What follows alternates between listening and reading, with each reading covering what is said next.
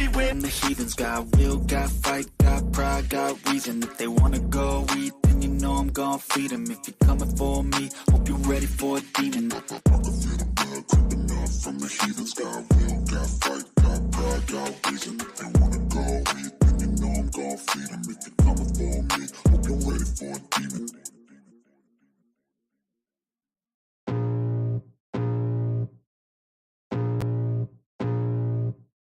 I can feel the blood creeping up from the heathens. Got will, got fight, got pride, got reason. If they wanna go eat, then you know I'm gon' feed them. If you're coming for me, hope you're ready for a demon. I got eyes in the back of my head, I'm seeing. Take me for granted and you know I'm leaving. I'ma take what's mine with the webs I'm weaving. I could take this crowd from seeing to believing. Got a taste for blood and my tongue keeps bleeding. From the words I spit, so sharp, so freezing, so cold. Behold, frostbite they feeling. I could tear you apart or I could go heal them. Don't believe in fate, don't believe in ceilings. I just need a taste and my mind starts peeling. I don't pace myself, I grind on kneeling. Got lust for change, I just love the feeling. I ain't gonna give up. Got too little time, I'ma live up. Head down, push forward through the tough times. Cause anything worth doing is a tough climb. And I ain't gonna give up. Got too little time, I'ma live up. Head down, push forward through the tough times. Cause anything worth doing is a tough climb. Cause I'ma live life for the fight, yeah, I'm here to get it. I got drive, got sight, always have a vision. I go by at night, I be in my feelings. I'ma be fine, need time, and I'll soon be winning. I live life for the fight, yeah, I'm here to get it. I got drive, got sight, always have a vision. I go by at night, I be in my feelings. I'ma be fine, need time, and I'll soon be winning. I can feel the blood creeping up from the heathens. Got will, got fight, got pride, got reason. If they wanna go eat, then you know I'm gon' feed them. If you're coming for me, hope you're ready for a demon. I can feel the blood creeping up from the heathens. Got will, got fight, got pride, got reason. If they wanna go eat, then you know I'm gon' feed them. If you're coming for me, hope you're ready for a demon.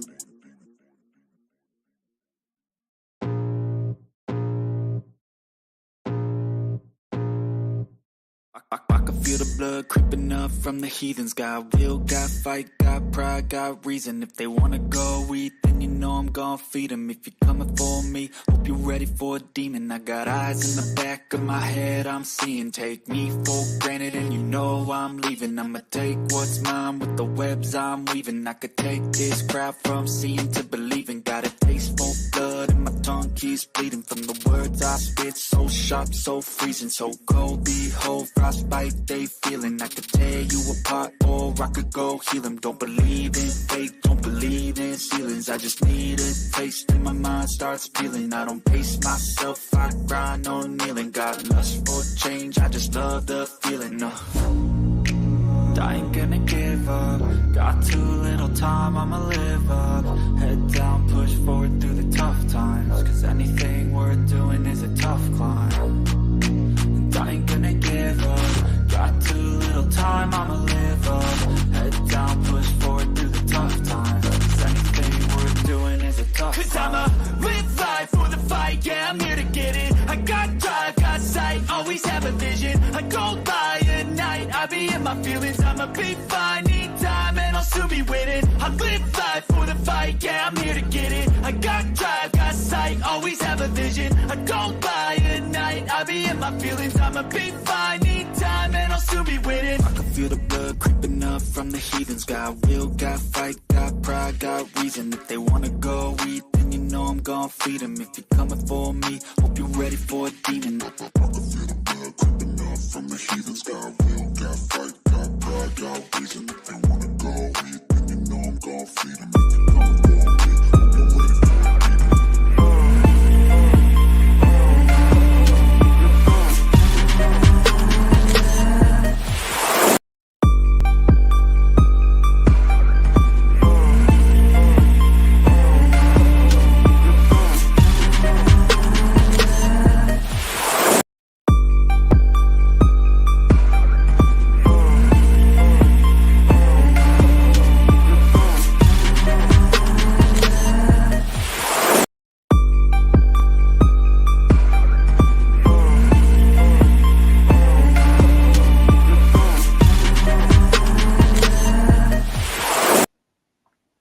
Yes, people, welcome back to Chelsea Perspective. Welcome back to another transfer watch on a Chelsea Perspective.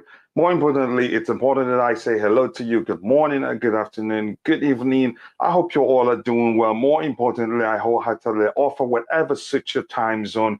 So thank you again for finding the time to join us in this evening's show. And as you're coming in, please do take a minute, take a second, and to like the video and also subscribe to the channel if you haven't. So I say thank you once again for finding the time to join us. Today we have a few things to talk about. Overall, I can say things are happening. Things are happening in a positive light. Players that we're hoping to leave the club, I think it's looking likely that most of them will leave. And those, then we should be able to have, then we'll have a space enough to bring in new players. Because you could argue this past season, the reason why we were not able to bring in players, because we weren't able to, the outgoings didn't happen because of the salary of the players, or in some cases, some of them simply do not want to leave because of how much they earn at the club, and the club that were interested in getting them weren't willing to pay whatever a salary they're earning at Chelsea Football Club. So again, as it is the tradition here, I will go straight to saying hello to people in the chat. And again, it's really hot out here in Las Vegas today. And even though the AC is on, I'm still sweating. Again, it says, I'm going to start with Chidi Okachukwuka, my brother, my Niger brother, my Igbo brother to be precise. He says, I'm proud of my club, Chelsea. I believe in Broya. He do more than this. Again, Broya can do well. You can argue he was rusty before he got the chance. He hasn't participated fully. He didn't participate fully in the overall training and all the previous games during the preseason because he was injured. So I'm not complaining. I don't see anything. Again, I'm not. I haven't given up on the kid. He's good enough, and I know Thomas Tuchel himself. He's seen that, and the fact that we have the fact that there are no shortage of clubs willing, to buy the player from us shows you how good of a player he is. So I wouldn't risk letting Amanda Broya leave Chelsea Football Club. It will be something that we will regret. So I hope we're not considering that. But from what the manager has said so far, it doesn't look like we will let him leave the club. And Chama yourself says, an applause from her, or a wave, so to speak. How are you doing? I hope you're doing well. One day again, nice to see you here. I appreciate you finding time to join us this evening.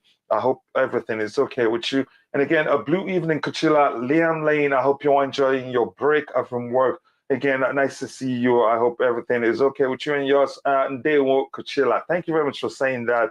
Ndewo to you too, Dalo. Again, I appreciate you finding time to learn how to speak my language. That makes me very happy. Hi, Kuchila. Bamfordinho, it's been a while, brother. I hope you're doing well. Please do let me know you're doing well indeed. Again, evening peeps. Again, I feel like a Billy is better in the pivot than Gallagher. I think Billy, you could argue. Again, he's a player I love. Maybe I'm being a bit biased whenever I talk about him. The truth remains, Billy Gilmore is a player I respect so much. He's a player I'd like to stay at the club.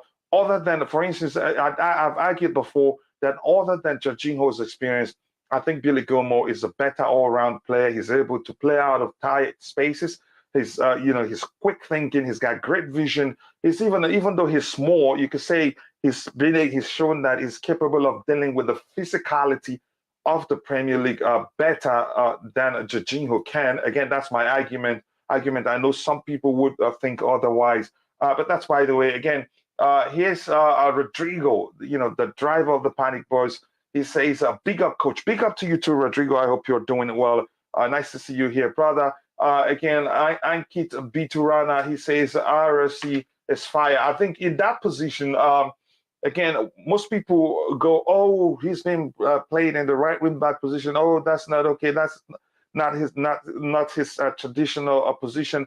Here's the thing, again, ROC is a midfielder, and the way we apply the application of the right wing back role whenever he plays there is different. It's not really what we think, what most people think. His primary responsibility in that position isn't to defend, but to support the midfield, and then support to attack. And every time he's played there, he's shown That is something he loves to do.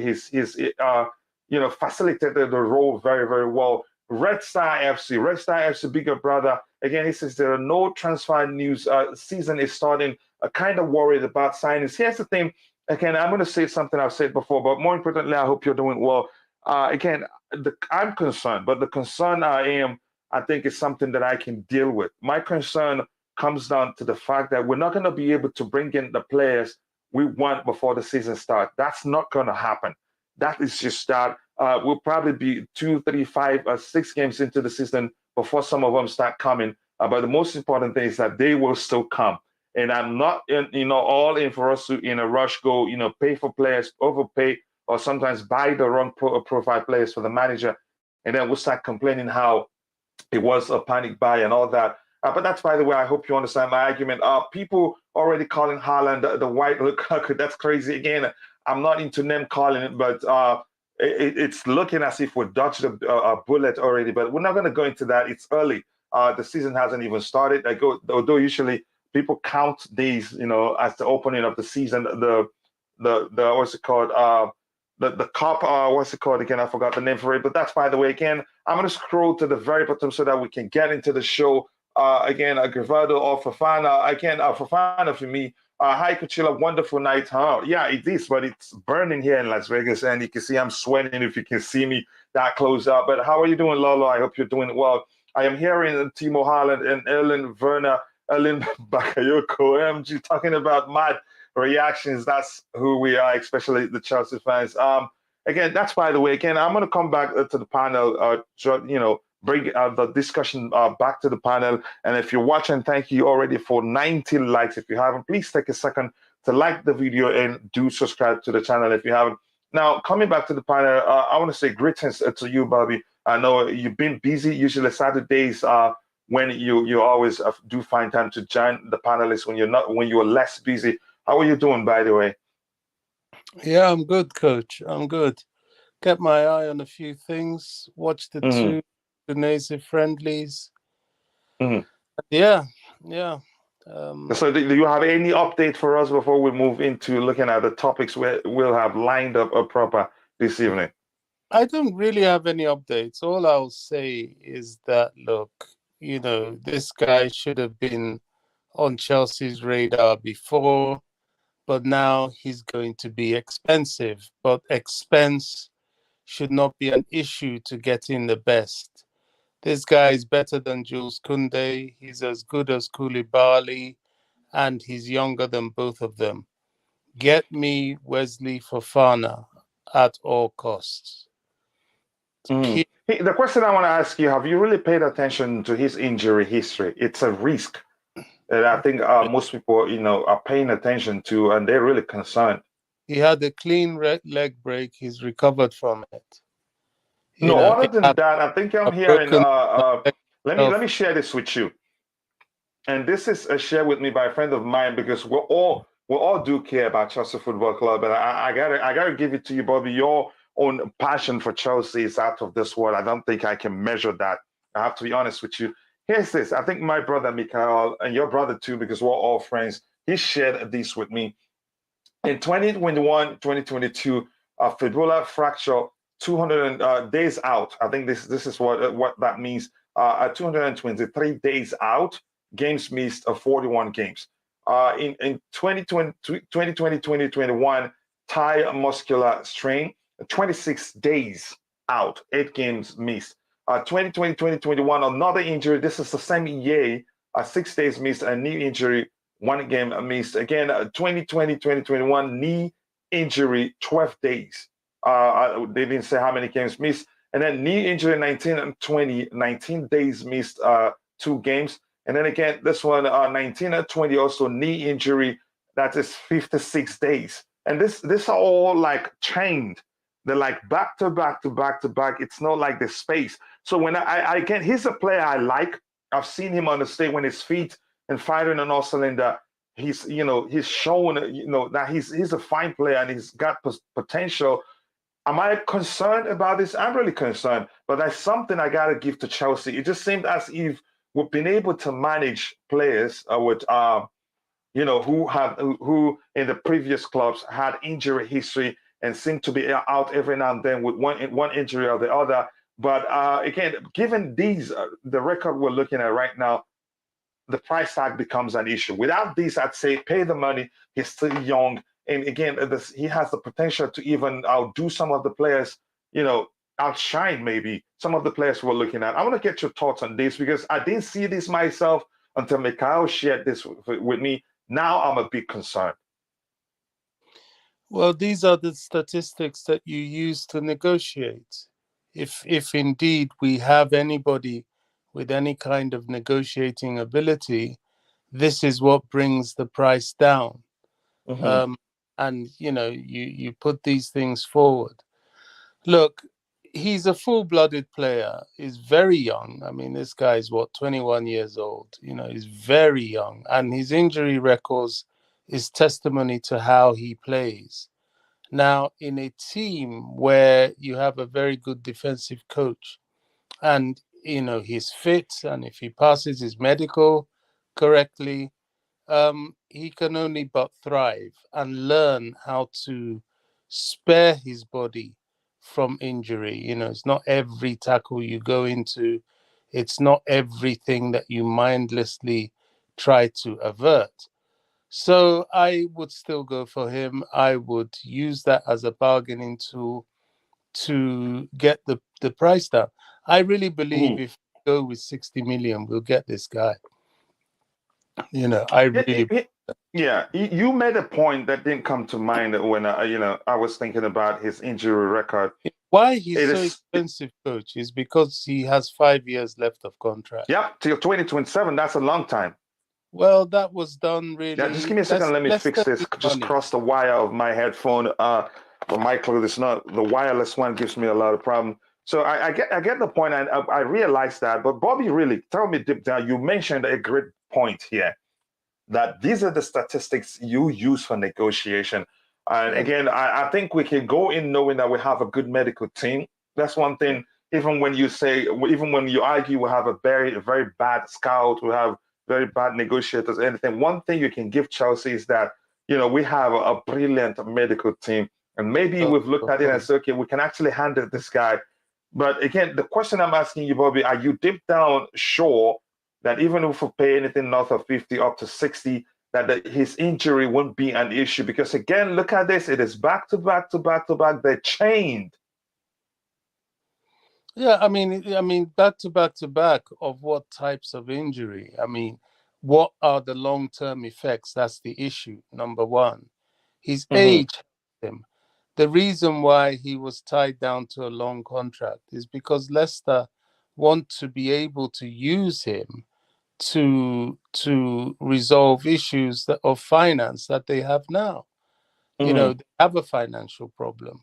They need to make sales. And this wouldn't be, forget all the bluffing, that's just to bring the price up. This wouldn't be something they should or would turn away from if a club seriously approaches them. Now, negotiation is always there. They have all the power. He has the long-term contract, but money is money. You drop some money on the table, say, look, this is what we're offering. Yes, he has 5-year contract, but look, he has this injury record, but still we're ready to offer this. It's a discussion. I think, there's a figure that they will not say no to. And it may not be quite as high as people think, but it's going to be expensive. That is for certain. But the best always is. We always want to try and cut corners. You can't always. Sometimes to pay, if you want the best, you pay the best. It's just as simple as that. And we should stop missing opportunities. Look at Darwin Núñez scoring for Liverpool today. You ask yourself, why is it that Chelsea... I hate to think, Bobby, I'm seriously still not sold on Darwin Núñez. Yes, he came on. He had an impact again. But him and Haaland, actually, I heard somebody argued they both have the bad touch of who Lukaku and Timo Werner combined. But that's, by the way, again, the fight. I liked the fight it brought on. I liked the spirit it brought on. Other than that, there No, are other no. aspects of his game that I'm concerned about. But that's, by the way, go ahead with your thoughts, Bobby. Yeah, I mean, the issue here, Nunez, I mean, let's be real. Nunez will fit into Liverpool. He will. Haaland may take Man City some time because it's not his game. You know, he's a target man, he's a point man. Hmm. And I don't think he's as bad as Lukaku, but I think he will struggle a little bit in the early days until they find a way to use him. You know, Pep doesn't really use point men. He likes Yeah. people with the ball at their feet, and you know he's a big guy. That's not really something you're going to expect from him. He needs crosses. He needs explosive balls down the middle, and it will happen, but it will take some time. Clearly, you can see he's not really in sync with the way City play at the moment. Nunes is a different matter. You know, I think he's there. I think he's a good player. I think he would have fitted in at Chelsea. But you know, we have Broja. But as you can see from this morning's game, Broja has a lot to learn. You know, Broja will get playing time for sure, but he should not look at himself as this, you know, finished article that should expect to play game in, game out. Because even if he went to West Ham, he would be on the bench. He's still young. And I think he's at the best place for him. He has the best opportunity any player will ever get to at his age to break into the first team. There's a niche there. Yes, Raheem Sterling is good and he plays in a certain type of way, but he's only going to be able to score a certain type of goal because of his physicality.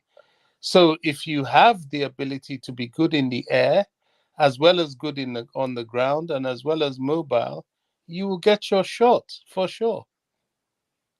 Yeah, I do agree with you. Here's the thing. I think people are just quickly jumping to conclusions because I've heard a lot of people, not just you, argue that he's, no, I'm not saying you arguing that he's just not ready, but I get your point. When you talked about him, he shouldn't be requesting to be a regular at Chelsea. It takes time. It would take time for the manager to gradually integrate Amanda Broya into the team full time, and he's capable of proving that he can start every game because he's shown that he can do that. He's quick, good in the ball, can dribble, can play on the flanks. All those things do go a long way when you play under Thomas Tuchel. But here's the thing: he missed out a majority of the preseason, training preparations and all that. So you could argue that's the reason why he looked. To me, he looked just rusty. To me, I don't think that doesn't mean he's ready. I think with time, as he trains with the team, he will feel at home and then start performing at the level at which we expect him to perform. But that's, I by the way, I'm agree. going to catch up with the chart. Yeah, go ahead. I totally agree. You know, and another thing people are forgetting, there are 5 subs this season in the Premier League. People are going to get game time. So much so that I'm going to say something that I know will please you. I think, and I hope, I don't know if he will, but I hope, especially with Ross Barkley leaving, I hope Billy Gilmore actually does manage to stay in and around the first team. Very Why am I correct. saying this? Billy, maybe he'll never be an N'Golo Kante, but I've noticed he's bulked up a bit, which I think will help him He because can be a better Jorginho. yeah, I mean, what he lacks in height, he can make up with physical stockiness and be strong. And he's a good distributor of the ball. So I think he should hang around and less of all this talk of, oh, I want to go and play first team. No, stay, bide your time. Your chance will come. Chelsea is a wonderful place to break through. You know, people like Reese and Mason Mount, they've made the example, and Chalobah played very well today. He's definitely put in the mix in the defense. So Mhm. it can happen if you are patient and humble. It can happen and it will happen. I think certainly Broja, this is his opportunity, and I think he should take it. Mhm. Yeah, thank you for that. I'm going to quickly catch up the chat again. If you're watching, we have 90 people. Let's shoot for at least 100 likes by the end of the show. If you haven't, please take a second to like the video and also do subscribe to the channel. Thank you. Thank you for all the support. And thank you, Bobby, for that great contribution there. Red Star FC says, Screener Chelsea having a meeting soon about the transfer. That is one I'd like to happen. So I'm going to highlight this comment because we'll talk about it in a bit. I really do want us to get Screener for obvious reason. He's versatile. When you play three at the back, he can play on the right-hand side. He can play on the left. Again, and he's quick, he's aggressive, and also he's good on the ball. Again, let's move on from that. When Rodrigo Rata says, thank you, Bobby Fofana is better than Kunde. I know Bobby makes sense, but for you, Rodrigo, I'd argue you're probably being in denial because you never liked Kunde. But Bobby, I could argue is objective. But I'll bring back your comments regarding just Kunde. You never liked him. You didn't think he was worth that much money. So to you, you're not objective, but Bobby was. Go to Now News. Chelsea, everything is on there. Okay, maybe again, you should actually share the link with me if you can, so that I'll start going there because you always ask me to go there. Coach, evening coach. That's the problem in getting rid of players. Other teams cannot afford those salaries, even on loan. Yep, it makes perfect sense. And again, you cannot also when it's not like those players that they are. They've been in brilliant form. You could say, okay, there are no shortage of clubs looking to secure their signature. That's not the case. Some of them have been awful, even on loan or wherever they've been on Google. Okay, now I think you'd have to educate me on how to do that. Chelsea should get a screener first. Next season, we can get Fofana. Then he will replace Thiago Silva. I believe by then the price tag will reduce. Again, Henderson, Parker, Lucas, I don't think what's his name, Fofana, Wesley Fofana is a profile of player that's capable of replacing Thiago Silva. I think I'd rather play him on the right. I don't think he's capable of leading the back line centrally. Again, he's a good player. That's not me saying he's a good player. No, I think I'd rather Koulibaly lead the back line. And by the way, what a signing he's shown he's going to be. Long may that continue. Again, his ability to read the game, be at the right place at the right time. Even if you're quicker than him, he finds a way to stop you. Again, that game against Udinese, that slide tackle, when I was thinking they're getting one, and boom, he put in the slide tackle and got the ball. Plus all the things we've seen from him. Again, he's just a brilliant signing for us. First visual says Arsenal look very scary. They look, but I think the time as the season starts, I think it will be a different ball game. But they look good? Yes, they do look good. Fofana, or again, I think he's Vadio. Again, they both play in different positions. Vadio plays primarily on the left, while Fofana, I think his profile fits in that is, he plays mainly in the right-hand side. I hit the like button, guys. It says the queen of the highest. Please, if you're just arriving, keep liking the video and also do subscribe to the channel if you haven't. Don't be afraid of Arsenal. Sevilla lost their two best centre-halves last year. They were the team with a fewest goals against in La Liga, and you lost your two CVs. It is a big Arsenal achievement. Again, that's a good argument, but still they have a frightening front line. If you're being truthful here, Lola, I understand. But then again, I am always concerned about Arsenal. Why do I say that? Again, firstly, let's be honest here. Chelsea in the era of Frank Lampard, Didier Drogba, John Terry, Michael Obi, Michael Essien. When we play mid-table teams or bottom-table teams, we count those as points taken. But when we play the big teams, that's when you get ready to sit down. You fear whether we're going to lose a game or not. But the current generation, the current crop of players, when we play mid-table teams or teams that have lost 1 million games, and we are the 1 million and one team that they play, you get scared because of what we call charity FC. So that has changed. Again, maybe if we get the manager, the players he's been asking for, maybe that changes. But that's, by the way, I'm going to scroll to the very, very bottom. I'm not sold on Charles now. I'm not sold on him too. I think I told Bobby that, but I understand Bobby because he did quite well today. I'm going to scroll to the very bottom. Yep, nearly 100 watching. And Coach, yeah, go ahead. Can I please just say something about one comment? Yeah, go ahead, brother. You know, we have some fans that I don't know where their head's at. You know, oh, get this plus person. Skriniar would be a great addition. I'm all for it, but, you know, I Mhm. haven't really heard any movement there. But you don't get Skriniar and then say, oh, we're going for Fofana next year. Are you kidding me? Do you think, if you think he's expensive now, wait until next year when other clubs Or will wait start until we coming in? approach towards the end of the window. Yeah. I mean, this kind of thinking, oh, you think they're going to wait there? And then Mhm. other clubs, you know, you've seen how dodgy people like Barcelona do business. No, you don't wait. You get a player when you can, you go for it straight away. He is mustard, that guy. You know, they should be doing the deal for him even before Skriniar. Skriniar is quite old. You know, Skriniar's what, 31? So we got No, all I don't these think it's old 31. guys. I don't think it's actually 30 yet. Well, you know, then we got all these old guys at the back. This is a young guy. He is very, very, very good. And wasting time till next season is just setting ourselves up for another mess. Yeah, the Like, screener is 27. oh, well, So you know, he's at his peak. Great. yeah, Get them both. yeah, we need Maybe. that balance. Let me quickly catch up with the chat, Bobby. I want to say yes. He says, yep, nearly 100 people watching.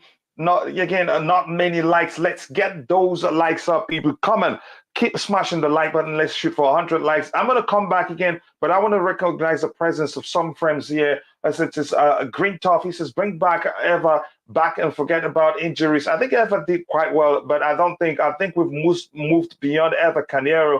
After that falling out with Mourinho, I don't think he'd come back to the club again. If he comes, I'd be surprised. And again, to my brother and friends, Mineral FC, Johnny, absolute legend. Again, I appreciate you finding time coming here, brother. This is big up. Back guy, Valiol is a vital as a lefty, the young Rice and another attacker, and we will be better prepared. Again, I get your argument, and those are, believe me, those are brilliant shouts. By the way, Johnny. Again, I don't think we'll be spending that much money this window. Maybe even if we have in mind to bring in all those players, I don't think we get the Young and Rice the same window. Again, that's my argument. And I've followed you long enough to know how much you love Vadio. He's a fine player, but my argument is getting Vadio probably sends the wrong message to Levi Cowell and other good academy players, because I think we can do with somebody like Kimpembe. By the way, I haven't given up on Kimpembe, because he's saying yes, we're hearing that he's decided he's going to remain at PSG, but at the same time he's open to leaving if the club gets enough offer. That's, by the way, Johnny, thank you very much for finding time to join. I appreciate you, brother. And every time you're streaming, if it is not too early for me, if I'm awake, I'll be sure you know I will always be there. And Johnny also said, hit and subscribe, fellas. Let's have it right. Let's have it right. And again, if you haven't, go check out Johnny's YouTube channel and be sure to subscribe and let him know I sent you. And also go check out my brother's YouTube channel, Green Top Oaks. I like fighting with him. Make sure to subscribe, because each subscriber he gets a cent from me. I get what we call a drumstick chicken because of where he's from. He owes me quite a. I know. I don't know how many chickens right now, but he knows. But that's, by the way, it says City struggled a lot with Haaland in the team. To some extent, they lacked a fluidity. Does that remind you anything? Or let me say, Gitonga David, does that sound familiar? It is no different to when we have Lukaku in the team, because Lukaku is a point man.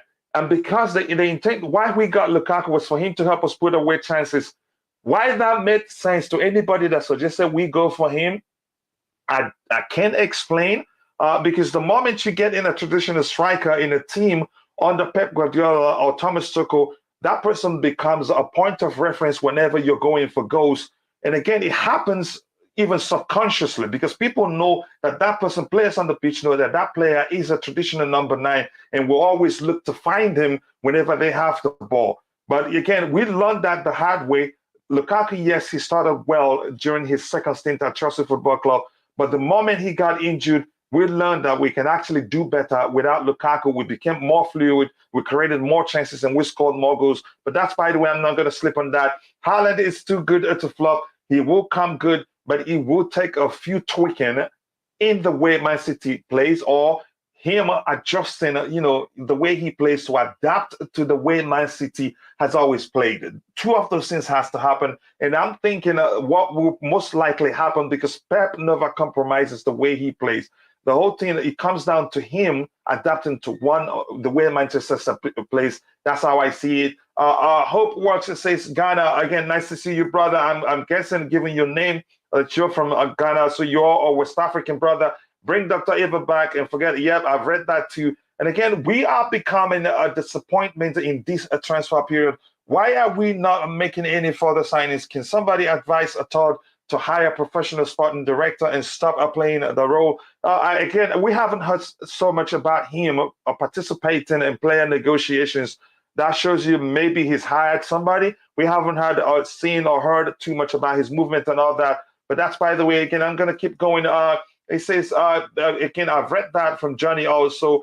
Chelsea all the way says Chelsea should get Fofana and one of Skriniar. Again, Badia Shale, Vadiol, yep, Ndika. Again, I'll pick Bandishale from Monaco. I think he's a fine player. He's tall, 6'4", 6'4", and again, he's good on the ball. For again, quick as tall as he is. Skriniar, I really want. Again, and Fofana also, I really want. And those players, they play in different positions, and they can help us do well. Again, I've read that one from my friend and brother Gitonga. That would be a miracle. Again, thank you so much, Johnny, for finding the time to join us here. Khalidu has settled perfectly in the team. Top guy. Again, more importantly, he was able to settle in that quickly because of his intelligence. That's one thing I value the most about him. I don't know if you've seen that video himself. He was in a game, and his fellow defender was pointing to somewhere. You know what he did? He pushed the defender into position. That's how intelligent he is. And again, I'm glad we got him. So I'm going to scroll to the very bottom of the whole thing so we can get into the discussions we have here. And then, again, it says, big up the chat. The young Rice Colwell is a talent, but Gefa, the Gaffer, hasn't even played him and hasn't got enough experience. Hence, Vadio, left centre-back, is more important than right centre-back. Big up Bobby as well. Bobby, again, he's saying big up to you. Yeah, big up, guys. Honestly, I've got to say, also, Coach, big up Johnny. Wow, if you think I'm Chelsea, Johnny is proper Chelsea. Johnny is box office, man. I love that guy. I love that guy. He doesn't take any prisoners. He says it as it is. It's just great to see him on here. So, anytime you're streaming, I would advise you, if you love Chelsea, get on Johnny's channel. That is a top geezer. Do that. And again, he's very selfless too. Again, even as big as, as an individual he is in the community, he always recognizes all the content creators and also asks his followers to go follow this channel. And again, I appreciate him recognizing the work I'm doing. Again, we've become friends over time, and I hope to have him on soon. At the moment, I want to start a show called The Raw. And again, I'm launching also a sister channel in 2 weeks or so. But I know Bobby, again, Johnny will be part of it. But that's, by the way, let's get into what we have to talk.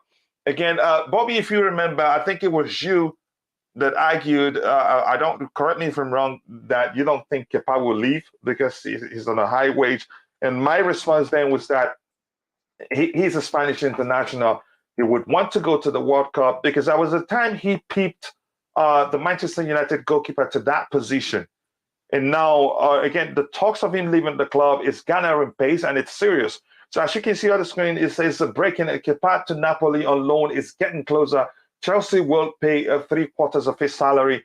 Again, I think we should make sure we have a clause, an obligation to buy, because Italian clubs, I don't trust them anymore. What they've done to us with players, they find a way to get us to sell it to them, and then we find out how brilliant of a player we've lost. But that's, by the way. So, Bobby, I want to get your thoughts because it's happening now. It's looking more likely he's leaving because also I get your argument when you talked about how much he's earning.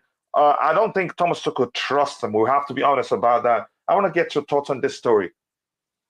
It's a very odd story, I wouldn't be surprised if he does go out on loan. But what kind of loan is that we're paying 3/4 of the wages? It doesn't make any sense to me. 75% of his wages. So why send him out on loan? Especially now that Mendy isn't really doing well. And to be honest with you, the way Mendy's playing, I think the number 1 shirt is up for grabs. And if Kepa But do you know performs, why he that could is a take it problem, back. Bobby? Do Sorry? you remember why that is a problem? We've had that argument here on Chelsea Perspective. You, Matt of Zivoy, again, you know the Matt I'm talking about, who loves Kepa Arrizabalaga so much. We've had that argument here. It doesn't look like, even when Mendy was at his worst, when he was averaging a mistake per game, and that actually hasn't stopped. This guy didn't get a chance. I don't. You see, football, you can't look backwards. Yes, that was last season, and there was a reason for that. We were mid-season. We were coming up to some crucial games, and we couldn't afford to have a lack of confidence in the goalkeeping situation. Now the season is starting. If you're going to make a change, it is now, between now and the end of August. And I think Kepa's in with a shout because Mendy's looking shaky. And they may as well keep him, because sending him away and paying 75% of his wages is something I just don't understand. It just doesn't make sense. It doesn't at all. If he's going on loan and he's off the wage bill, okay, I get it. But if you're paying him to play for another club, that sounds very foolish to me. So I don't know if I really believe that story. Again, I believe it, given the sources and how serious it's gonna impact. I believe it because it's something you could say I foresaw it happening. Because believe me, he's a fine goalkeeper, and you know that. And I think it was you that actually always talked about how lucky we are to have a goalkeeper of his profile, his caliber, a Spanish international, and again, as good as he is, as what people like. I don't like to say that. What people call it second choice goalkeeper, but this guy can actually start. We saw how brilliant he was under Mauricio Sarri. I think his issues started. He had a deep inform under Frank Lampard, and Frank did not handle that very well, and that affected him so much. But when Thomas Tuchel came, he seemed to, he's looked rejuvenated under Thomas Tuchel. And actually, although, Mendy has played more games, but he's kept more clean sheets, in terms of how many, with regards, with ratio of the games he's played, he's done quite well, and he's better on the ball. But that's, by the way, again, if it happens, it happens. But then again, your argument comes to mind: why should we be paying 3/4 of his salary for him to be doing a good job for other clubs? We might as well try and keep him again. But the question remains: is he going to be starting games even when Mendy is faltering under Thomas Tuchel? I don't see that happen.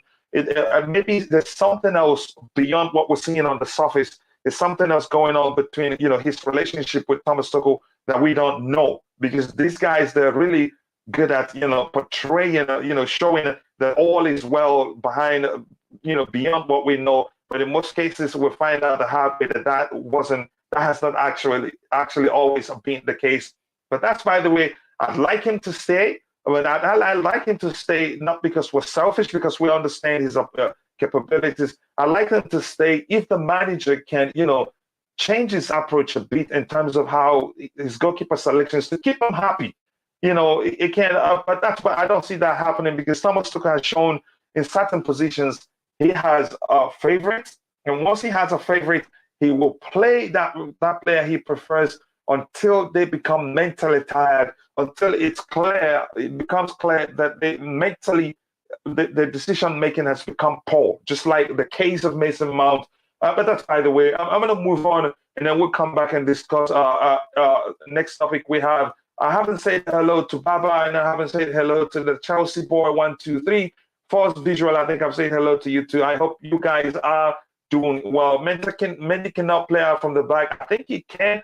I think it's something. I think he's something. Maybe he panics too much. I'm not sure what's happening, because he's given the ball away so many times to my liking. I don't know how to start talking about any good news today of incomings? Starting of signings, man. I keep hearing about Skriniar, but Bali doesn't know how to write the numbers down. Again, I don't think it has to do. It all comes down to what Bali wants. For instance, if you look at the case of, I don't like to say his name, K-Boy, we're starting to learn that we actually had the opportunity to get him, but decided not to, which I'm not against. I must let you know that if the manager really doesn't want the player, I'm not against that. But just, we've all clamored for the club to back the manager. And if all they're doing is backing the manager now, why question their decisions, the club's activities in the market? Again, that's by the way. And as Supreme Quad says, if Chelsea are going to loan Kepa out, they will need to line up a backup goalkeeper, or it will not make sense.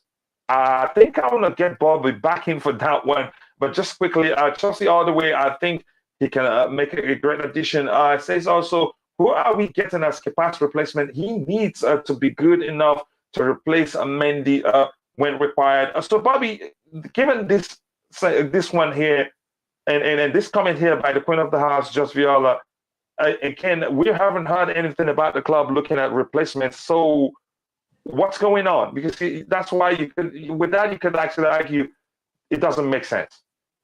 It doesn't make sense. You know, there's a lot of misinformation out there, especially about Chelsea. You know, the brown envelopes are there doing what they're paid to do, to cherry pick things, to create this, instability against the club, to spread rumors. And that's their job. This doesn't make sense. If something doesn't make sense, it's quite likely not to be true. You know, what is the point? I mean, is the Bowley group that stupid that they don't recognize the fact that the squad needs strength and strength in depth? Now, if Kepa is amongst those rumored to not want to be at the club, which I very, very, very much doubt with the kind of income he's earning, then I might understand it a bit more. But to be paying 75% of that income just becomes sheer stupidity. Yeah, because three-quarter, right? Again, what was it? What was the statement again? Yeah, you're right. Go ahead. Yeah, 75%. That's 3/4. You know, that's just sheer stupidity. So I don't know. I have my doubts about that one. I really do. You know, unless all of a sudden we start, hearing a backup keeper is coming and so on. But, is he backup? Mendy has had issues from the end of last season. So he should be starting. Pre-season, he hasn't exactly covered himself in glory. He still has problems saving penalties. And he's suspect at the moment. And this could be Kepa's opportunity to pounce. Now, will Tuchel let him do that? I'm not sure he won't. He won't let it happen mid-season. But as I've said, at the beginning of the season, it's quite possible. And I think a game or two of Mendy making some clangers like he has made will definitely see him sat on the bench for sure at the beginning of the season. Mm-hmm. The clangers, indeed, as he called it, has happened repeatedly. It's not like nobody can come out and argue it's a one-off thing anymore. I think we've seen that happen again and again and again. So it's about time, Tuchel makes some decisions and show him, look, you're not indispensable here. You have to, be 100% concentrating in games 100% to retain your place. But unfortunately, that hasn't been the case. But I don't want to go back to the argument we've had regarding that. But that's, by the way, let's move on to the next thing we have to talk about here. It's, again, it says, I think we've seen we read something similar there. It says Chelsea will ask Napoli to pay a 1.25 million loan fee for Kepa Arrizabalaga. Again, yeah, we're getting some money from him. And again, I wouldn't say even letting Kepa Arrizabalaga go for cheap, that we're taking an L. No, I think he's won us 2 trophies with his abilities to stop penalties.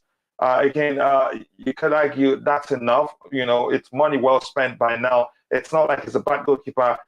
But that's, by the way, again, I'd like him to say, I'd like him to stay. But if the pattern we're seeing continues in terms of how Thomas Tuchel, how he's handled the selection of goalkeepers, because I don't think Kepa will be happy that seeing the horrendous mistakes that Mendy has made constantly, and I'm arguing that still he averages at least one mistake per game, and a few of them have actually led to goals. But that's by the way. This is Chelsea HK says I heard from someone that Jamie Vardy might be on Chelsea's list as a last minute backup striker. It wasn't the greatest source in the world, but I was like, wait, that's a weird one to jump, to make up. That's got to have some sort of substance to it. Even if it doesn't, I think it's worth considering because given his pedigree as a striker in the Premier League, because we're always, again, I've learned over time that having one experienced striker and one younger one, it's a good mix. It's a good balance to have in the team. Bobby, even if this is a fact, even if this isn't the truth, is this something you want to see? And before Bobby comes on again, I want to ask those that are watching, if you haven't, please take a second to like the video and also do subscribe to the channel to help us reach more people. Thank you. Thank you very much for all the support you've shown this channel. I can't thank you enough. We're at 47 likes right now. Please keep liking the video. We have 91 people watching. We can do better than that. Bobby, you can come in now. I don't believe it. Is it something I'd like to see? It's a good one. It's a good question. How old is he now? 33, something like that. I don't know. I doubt very much that Tuchel will go down that road. I really don't see what it is about him that he really has to offer. Yes, he's a goal scorer. Yes, he's good with Leicester. Could that translate to Chelsea? I have my doubts. Is it worth it? No. If Tuchel wants him, fine, I want him. But without that, I don't see the point. Yeah, I think even though it sounds like it makes sense, it's one that's I think it's a difficult one to answer. Given that I think him coming would mean that we'll have to do away with one more player from that area, given his profile. No, or maybe we don't have any similar player right now. The only person you could argue is Timo Werner, and we don't. It's not like who's Timo Werner's replacement. You could argue that Amanda Broya will be Romelu Lukaku's replacement. He's better equipped to adapt to the way Thomas Tuchel approaches the game. But Timo Werner, if we're going to get the replacement, we need a better player. Jamie Vardy, I think you could argue maybe an upgrade to Timo Werner, a better version of Timo Werner because he's quick. He operates very well whenever there's space. He thrives whenever he can find spaces to exploit in the opposition area. I think it makes sense to a certain extent, given that there's a chance we lose Timo Werner to either Leipzig or maybe Newcastle. How about seeing it from that angle, Bobby? What do you think? But before you come in, I want to say the vote we have here, which asks, again, would you like Chelsea to sell Kepa? Again, 45% says yes, he deserves better treatment. And 55% say no, we need him. So, Bobby, go ahead. Looking at things from the perspective that Timo Werner, he's on the verge of leaving the club, whether on loan or not, he's still leaving.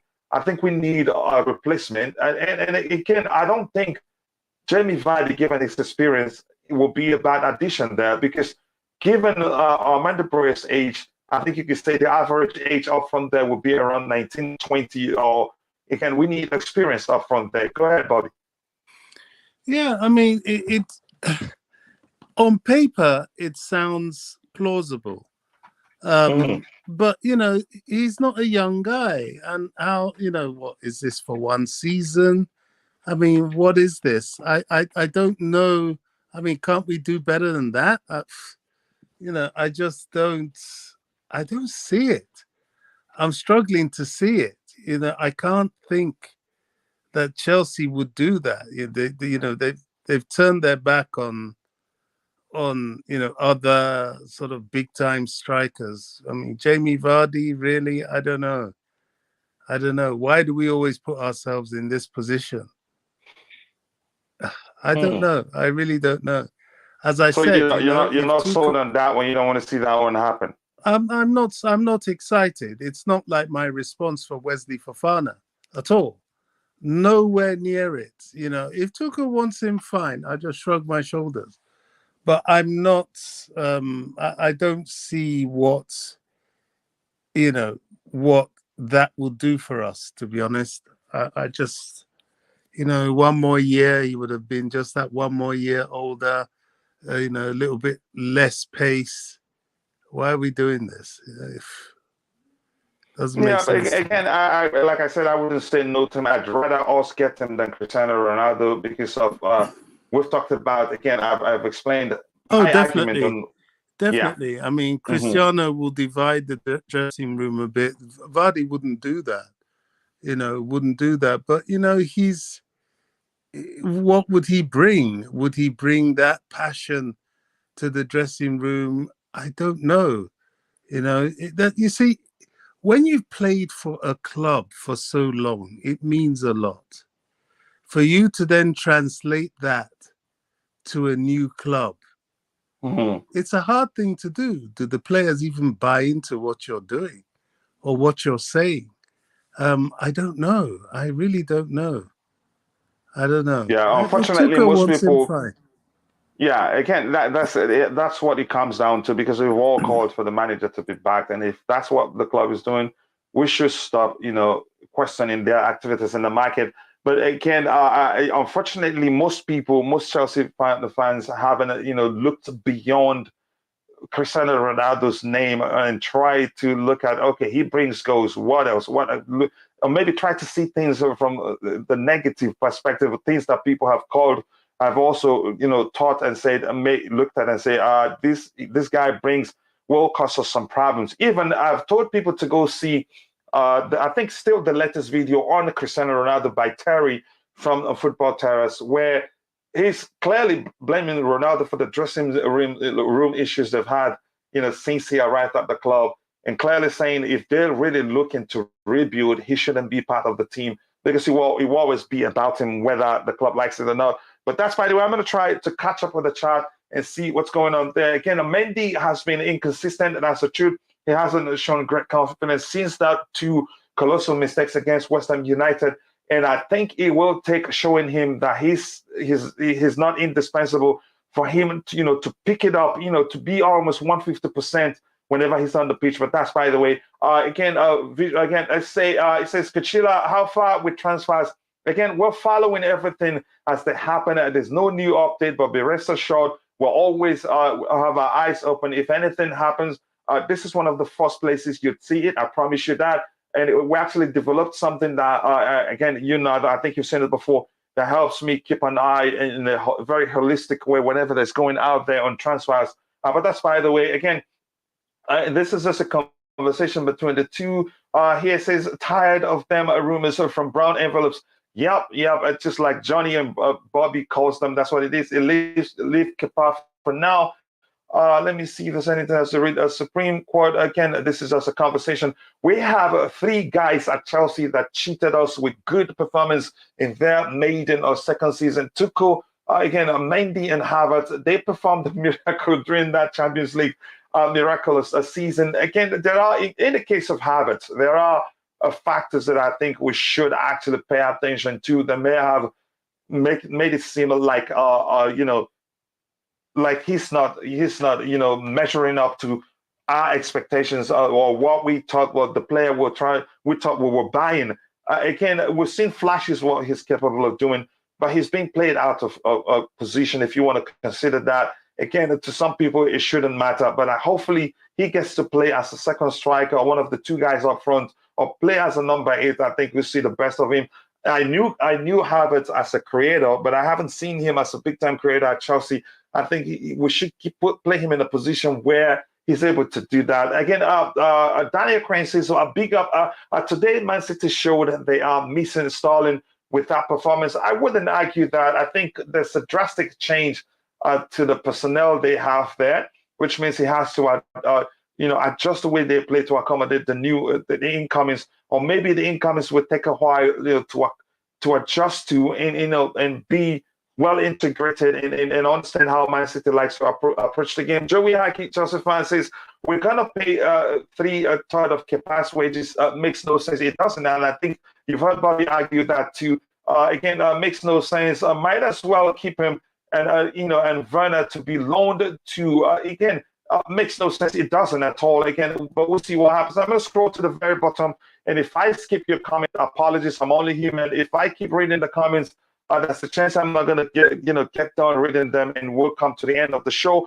Again, 97 people watching. If you haven't, take a second to like the video, and also do subscribe to the channel. I think we've talked about this here, and we're going to go to this one where Newcastle have entered advanced negotiations over the loan of Timo Werner. And I'm hearing that the player himself is eager, to prove that he can actually do it in the Premier League.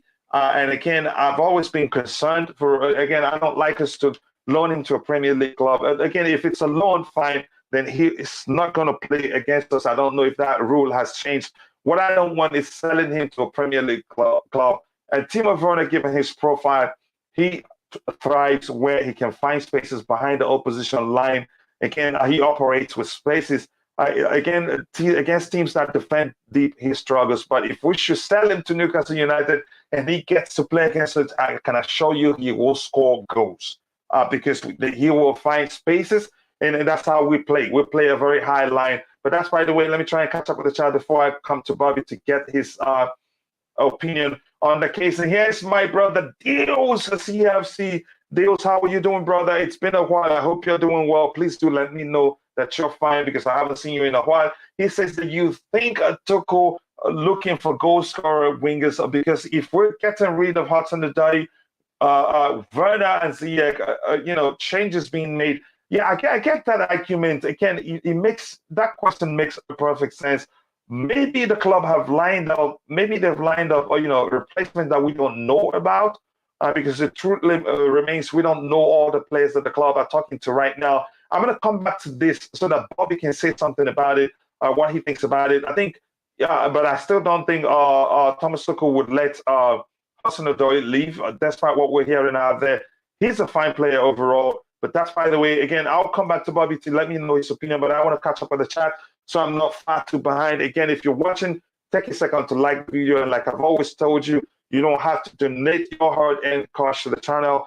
You being part of the conversation, even when you're watching and you're not commenting, you're participating in the chat, you sharing the video on social media platforms where you have presence, those things do go a long way. So I want to say thank you again, for finding the time to join. So let me catch up with the chat and I'll come back to Bobby with this question from Deals. Chelsea Ugly Coachella seems all we are in talking speculations. White Bally is busy organizing dinners. We've talked about that. Again, that really infuriated me. But there's a chance it may be some sort of distraction, if you ask me.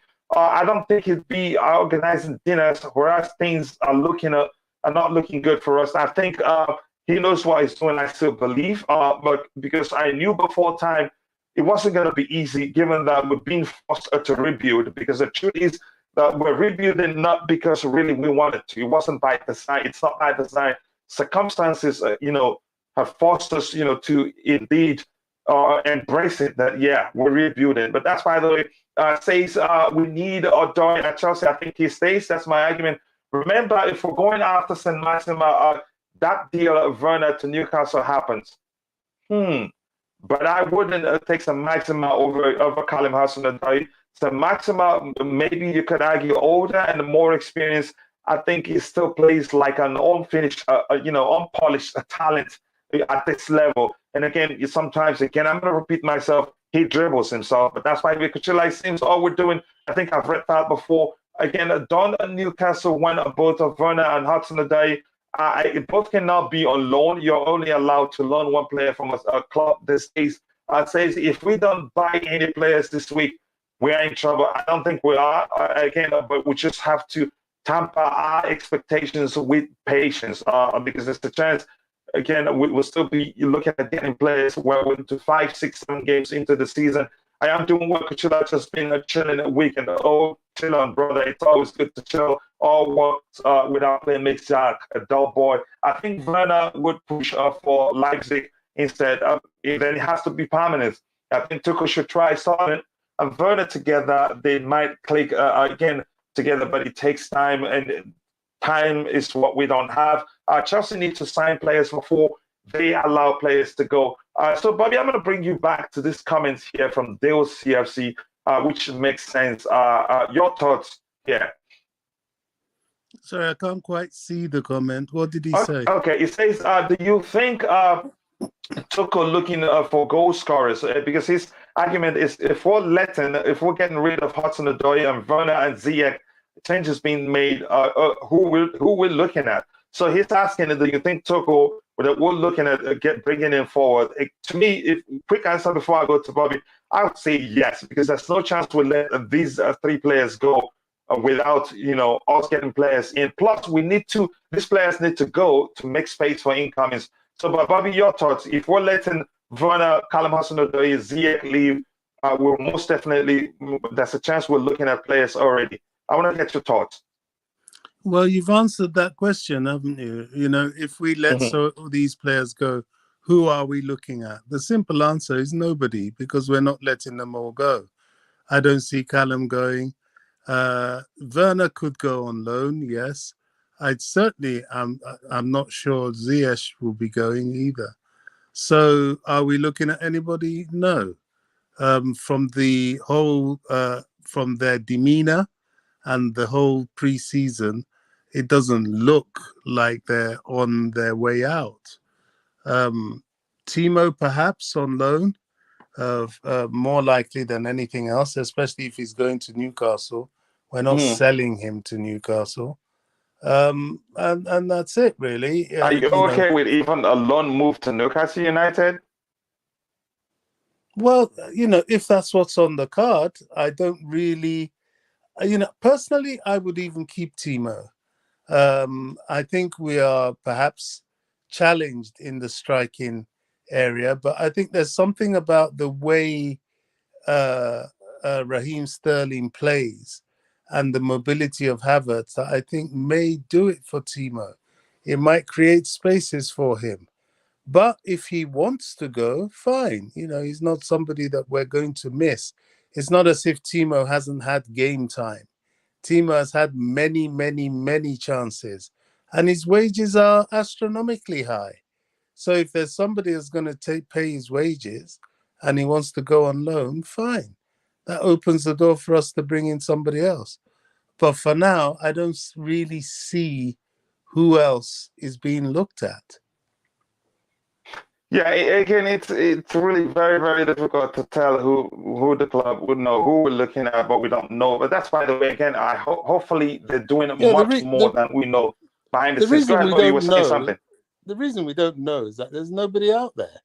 There was all this talk about some swap deal with Leipzig and what's his name, Nkunku, but that doesn't even ring true. There's nobody out there, so getting rid of somebody for getting rid of them's sake is pure brown envelope stuff. It's nonsense. It's BS. If Timo never said he wanted to leave. He just said he'll be happy anywhere because he knows that he's not the favorite pick anymore, and he knows he's on high wages. Now, if he's foolish enough to go somewhere else and take a wage cut because he's scared, because it's easier than scoring goals, to me, that rings of far less ambition than wanting to play to get into the World Cup squad. He has a very good chance of getting into the World Cup squad staying at Chelsea with the opportunities he's had already. But if he expects to be the first pick starter and he's not finishing, then he's a fool. He's there to score goals. Simple. So if you want to go somewhere else and take less money because you can't score goals, fine, go. Yeah, again, I get the argument. If we're really, looking to let those players go, hopefully the club are looking for a replacement, because it wouldn't make any sort of sense to let them go without already lining up a replacement for them. Again, we have 60 likes already, and we have 93 people watching, so we need just 40 more to get to 100, which is our target. So if you haven't, please take a second to like the video. Tuchel is interested in Zaha, while Bally wants Ronaldo. I think Chelsea will sign either of the two before end of the transfer window. I dare you, Emmanuel, my Niger brother. Here's a question. There's no way to confirm these rumors. I don't think but if the rumors are to be believed, we've already heard out there that Thomas Tuchel, he blocked Chelsea from signing Cristiano Ronaldo. So I don't think if that's the case in reality, that Todd Boehly would be, pushing for that to happen. If the manager had already said he doesn't want a particular player, we shouldn't even consider signing that player. Zaha, would I want him as a replacement for Timo Werner? It's a serious upgrade. Twice as much better, if you want to argue that. But that's, by the way, as this again, Bell says, I'd love to see Zaha and Vardy come to Chelsea. We need whatever firepower we can get at this point, and they know the league so well. Here's the thing: the only player I don't want is anybody that's a traditional number 9, and I have my reason for that. And I'm not going to go into talking about that. It says I would take a Zaha, not CR7. The same thing. Yeah, Tuchel leaves Ziyech for Chelsea. Again, Tuchel does what he wants with the players. If he doesn't want a particular player, I'm all for the player leaving, because we've all called for the club to sign to back the manager. Going into the season without a new attacker is very suicidal. The team looks good, but we need good finishers. Again, I think the sentence ended well. But when you say with a very good attacker, if you say forward, I'd say forward.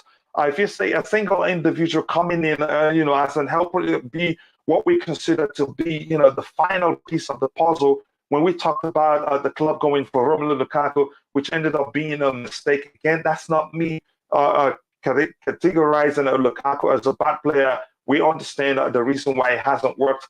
But again, I wouldn't advocate the club paying any money for any traditional number 9s. The number 9, if we're bringing in any number 9, that person must be capable of adapting to the hybrid role, nice hybrid number 9 role, and then it will work. Again, 61 likes. Please keep liking the video. Help us reach 100 likes by the end of the show. Thank you so much. Chelsea all the way says, Kachila, what would be your reaction if Bally doesn't buy any more players? First of all, that's not even possible. You know that already. Again, even if the argument is that Todd Boehly, that he's profit focused.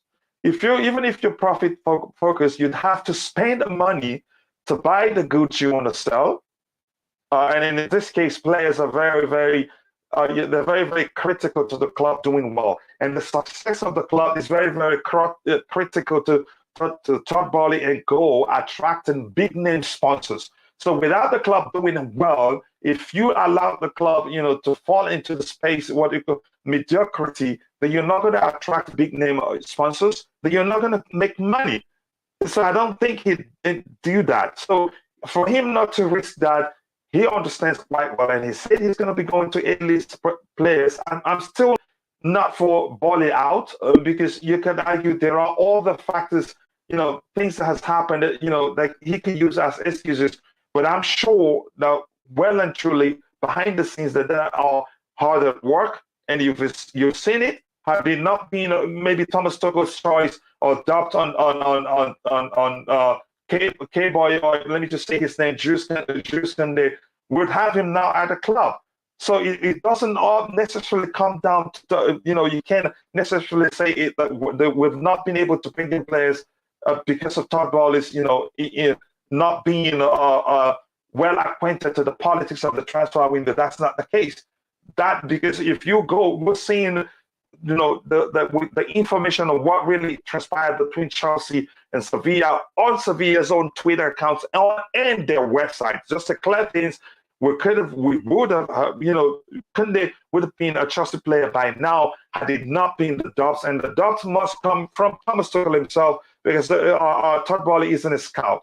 So that shows you, I think we should be careful how we say it has always been his fault. Here's where I've always said I'm going to start asking questions of him. If the transfer window shuts and Barcelona are able to tap up, they're able to tap up Andres Christensen, they're able to take what's his name, Rafinha, whom I argue till tomorrow if you like that we really weren't serious about him, and we learned he was just a bonus if we get other signings. And then Jules Koundé, if we're not able to get at least De Jong, then I'll ask him, come, my friend, what sort of meal did you travel to Spain to go have a Juan Laporta? It's as simple as that, but I don't want to go into that argument right now. But my point is, I think we don't have enough evidence yet to say Todd Boehly hasn't done well. There's still time. Sterling was the incoming signing. There really isn't any available, and we have too many players away. Addition by subtraction. I get your argument that Gus Sterling coming in and Broya coming back from loan.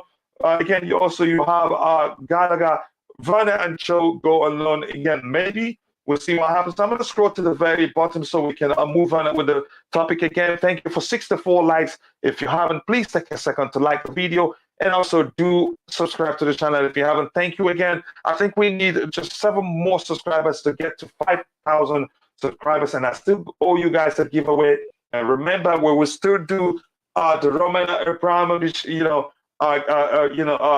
tribute show. But we're waiting for the transfer window, to conclude before we do that again. Thank you for all the support. Adelio Emmanuel says, Coachella, will you allow Ampadu to stay in the squad or go on loan? I'd keep Ethan Ampadu. I've seen enough to know, again, he's good. Probably a better passer of the ball than some of the defenders we have at the club. I think Ampadu is a better player than, what's his name, Trevor Chalobah. Again, but they don't play in the same position. Again, he's versatile enough. Probably he may well be. I think there's a chance he's capable of fulfilling the right centre-back role.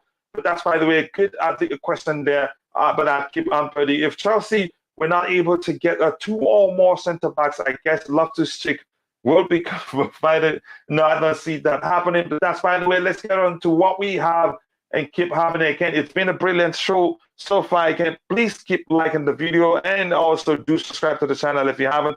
We have 64 likes already, and we're shooting for at least 100 likes before this evening's show. And thank you so much for all the love. I appreciate that. Again, Pice also said Chelsea have discussed the idea internally about swapping deal, swap deal for Timo Werner with RB Leipzig. My thinking will be maybe the suggestion of trying to get Vardiol from them. But again, like I've said before, and here's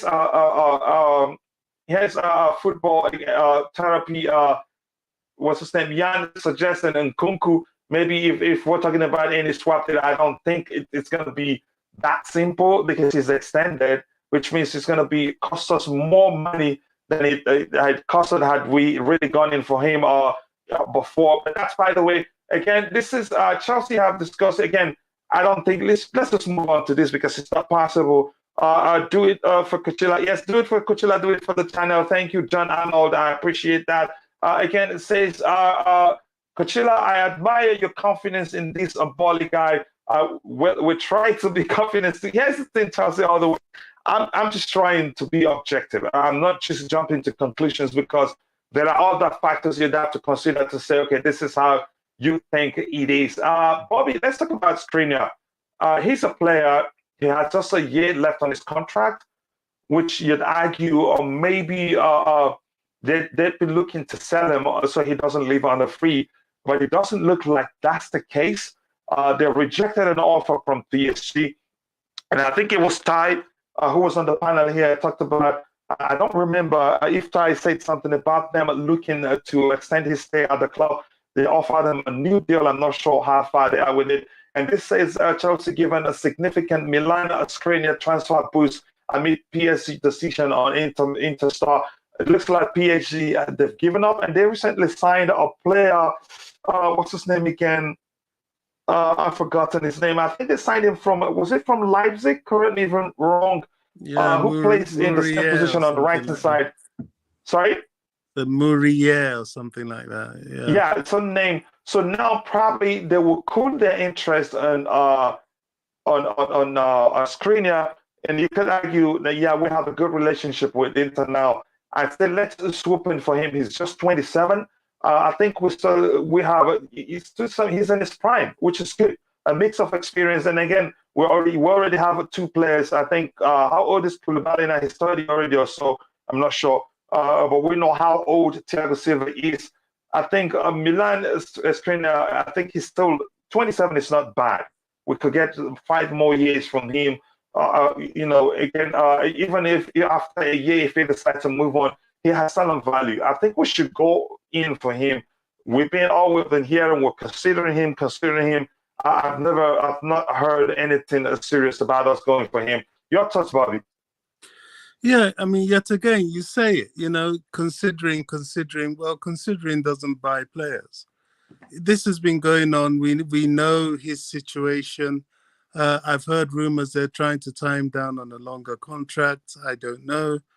But this is it. This is where our lack of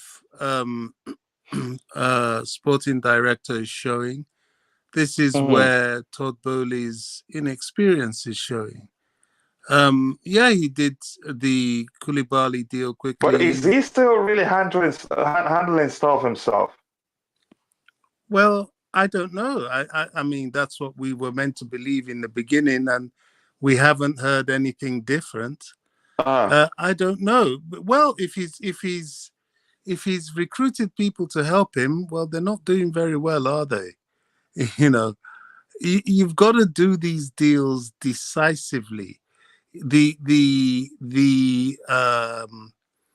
Sterling deal was a bit shaky. Was it decisive? I don't know. I can't say how quickly that happened.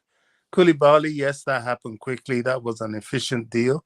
Skriniar, well, what's the holdup? Do you want him or not? I don't. I'm tired. I'm tired of. To me, I'm looking within. I'm looking at your Ampadu's of this world, because I don't know what's going on with these transfer deals. I think we're not showing that seriousness that a new ownership should show. And if they're gambling and they think that they can allow Chelsea to slip out of the top 4 and they won't pay the consequences for that, then I think they're not very wise people. I would like to think they are, but we cannot afford to lag behind. And if anything can show you the importance of success to your business model in football, look at what Barcelona is doing, telling players to take half pay and getting money by selling their rights, their TV rights, and every other sort of liquidable assets that they have. And instead of servicing their debts and paying their staff, they're buying more players because they're desperate to have success and keep it going, because they know success is important to bring in sponsors, to keep yourself relevant, and to expand the club. So I can't see the sense in what's going on at the moment.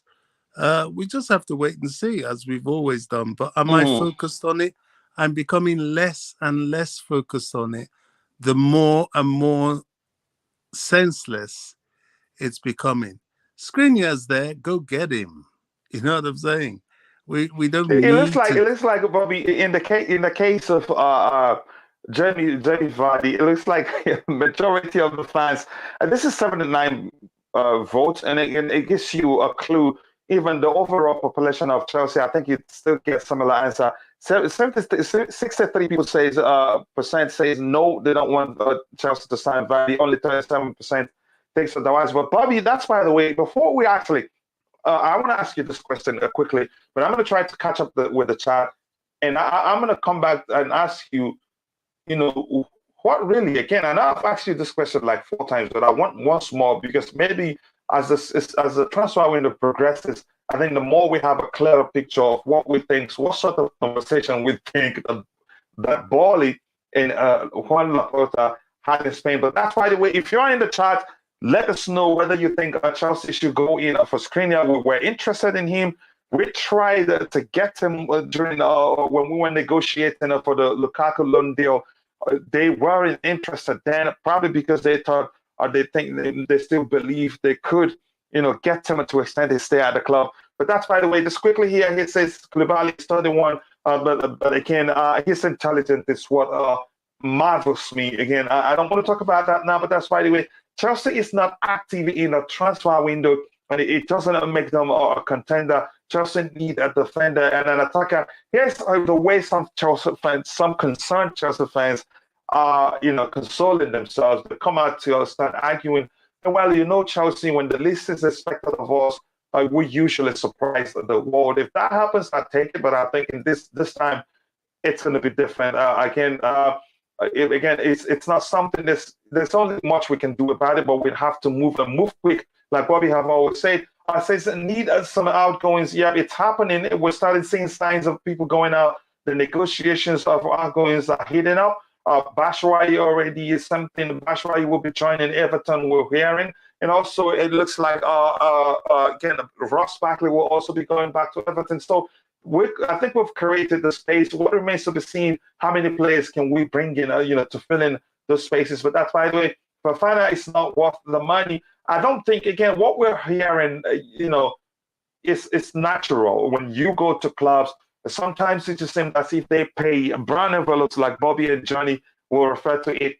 Sometimes it just seems as if they pay journalists some money to start peddling, a fake or a bloated transfer fee to help them to get more, a sizable fee from the sale of the player. We heard the same story when we went in for Ben Chilwell, and we know how much we got the player for. So again, plus, like Bobby alluded to when we talked about his injury history, and thanks again to my brother Mikael for sharing that with me. Again, that's something, the statistics, something the club can use to negotiate a lower fee in terms of his transfer fee. Again, Tapo Rocolo, I just want to say, that happened with Ben Chilwell. Chilwell had an injury history. In fact, I think he had an injury when Chelsea went to buy him. He had a foot injury, which was quite chronic. But, the deal was done. He came to Chelsea. We patched him up. He's prone to the odd injury here and there. So I don't see Fofana being any different. You see, this lack of vision is what costs Chelsea. Darwin Núñez was there. Nobody had the vision to get him. We sat, okay, fair play. Liverpool got him when Chelsea couldn't even do any business. Fine. But Fofana, that's not something you let go. The serious clubs don't let this go. They go for it. This guy is not only a immediate solution, but he's a long-term solution because of his age. There is no hesitation to be had. None. None.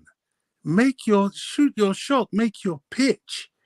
If you don't buy tickets, you're never going to win lotteries. Exactly.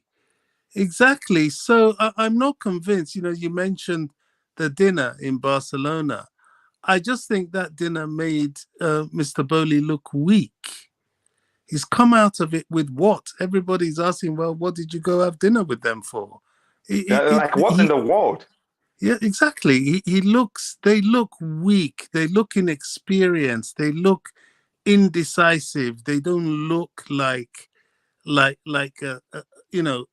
threat. Bless him, Roman, for all his worth, love him or loathe him, we all love him, but crikey, Roman stepped into the arena with all guns blazing. If Roman came for a player, Barcelona, everybody would be quaking in their boots because they know this man is serious. You don't gazump Roman Abramovich. You know what I'm saying? But the Bowley group, they look weak. They look very weak. I don't think they know where they are. They think this is American baseball and all this. This is top flight European football. It's not, the dealings are not for the faint-hearted. It's, I don't know, it's frustrating. Let's just see how the summer goes. Hopefully by the time the transfer with the shots, again, we'll be clear whether that is. I hope it doesn't make him look quick, because that's what it turns to. If at the end of the day we're not able to get at least the young from them, or some of the players that we're interested in getting from them, and they end up taking Marcos Alonso and also Cesar Azpilicueta, that would be a total of 5 players have taken under our noses. But that's, by the way, again, I've read that. I don't even care about the Alonso aspect. I think it's high time he went anyway. I'm just saying it just counts. But no matter how you see it, it counts in the number of players that have taken from us, because you see them, making fun of us, saying next they're gonna come for Tomo Tuchel to become their kit man. That's the banter we're getting from them. But that's I think the Burley Group have allowed these people, these gangsters, because that's how I look at them. Just allowed them to make a fool of them, and they've got to respond. If not, this, you know what the football world is like. Mud sticks. It's very hard to shake it off. You've got to respond, and their response has to be at least doing the deals that they set out to do, and get some top flight players in.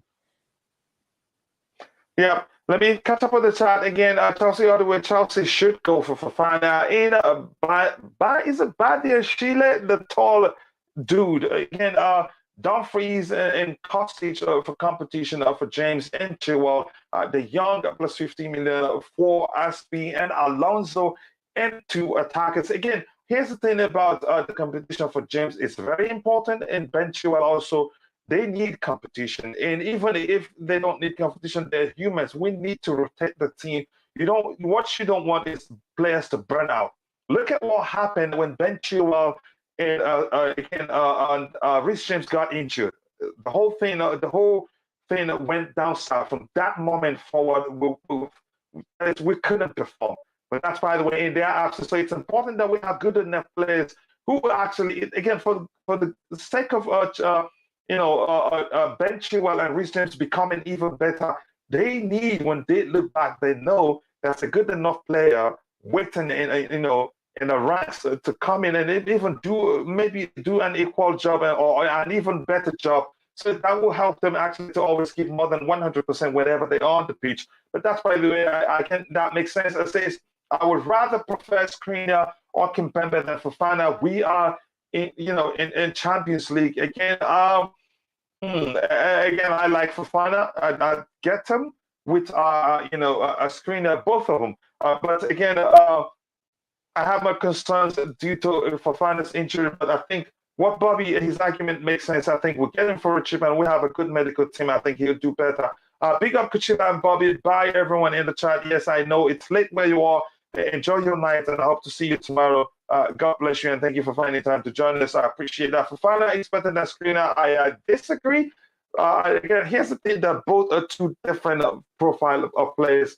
I think we already know that. I wouldn't compare them. Actually, it was the owner. I would get Skriniar and Fofana if you were. Again, David of Waruso. I hope I said your name correctly. Again, it says Skriniar is better option. Still, Kimpembe is an option, but Fofana is another load of inexperienced player. Again, you could say we already think there's balance. I'm not really concerned about his experience, given the fact we have Koulibaly, given the fact we have Thiago Silva. So we have balance there. It's not like all our back line will be players in their 20s or not 20 yet. I think that's a perfect balance there, even if he comes in. So again, that's me. Fofana is best suited for Chelsea than the Skriniar, you think. That's your argument, but we'll see. And my brother deals, CFC says we should get Fofana and Skriniar. Yep, the same thing you and I, the same. People saying Fofana is an inexperienced player make me laugh. But yes, it's I wouldn't say it's a valid argument. To some measure, that's the case. Because if you look at the Leicester City defense, why did they struggle? They lacked leadership.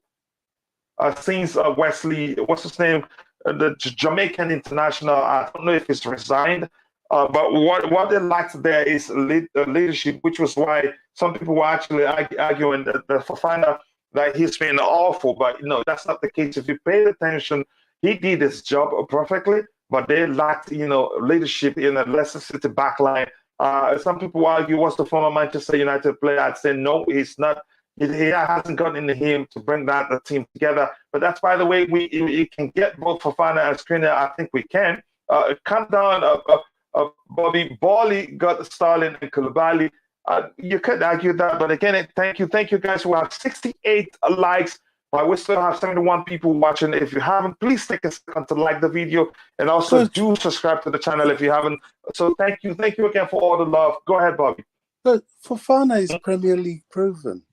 Jules Koundé is not.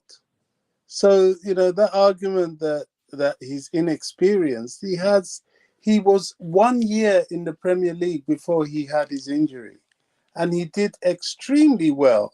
He was a linchpin at the back for Leicester when they beat us in the FA Cup final. So he's proven himself. So I don't buy that argument. Truth is, he's a good player. Whether we can get him or not is another matter. But to try and pretend he's not that good player is disingenuous. And I feel if we don't get him this season, trying to get him next season or the season after is almost futile, because the number of people that will be after him will be incredible. I was saying the number of people that will be after him after this season will be incredible. You take your opportunities. That's why I say, the new ownership is looking weak.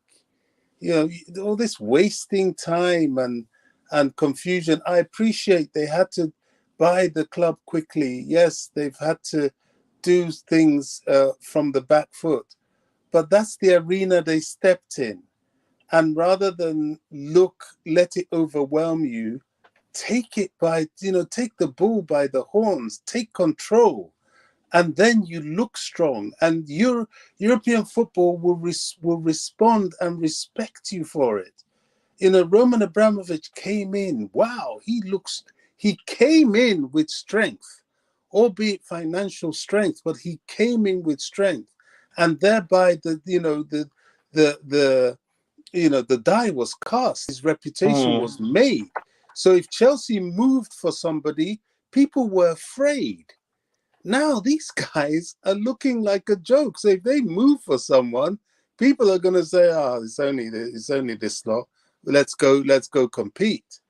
They've allowed themselves to take one too many L's in the transfer market. And the only remedy to that is to get quality in response, period. Yeah, I sincerely do agree with you. Here's something else. Something I think we should start doing. There's a photo of Fofana as a child wearing a Chelsea shirt.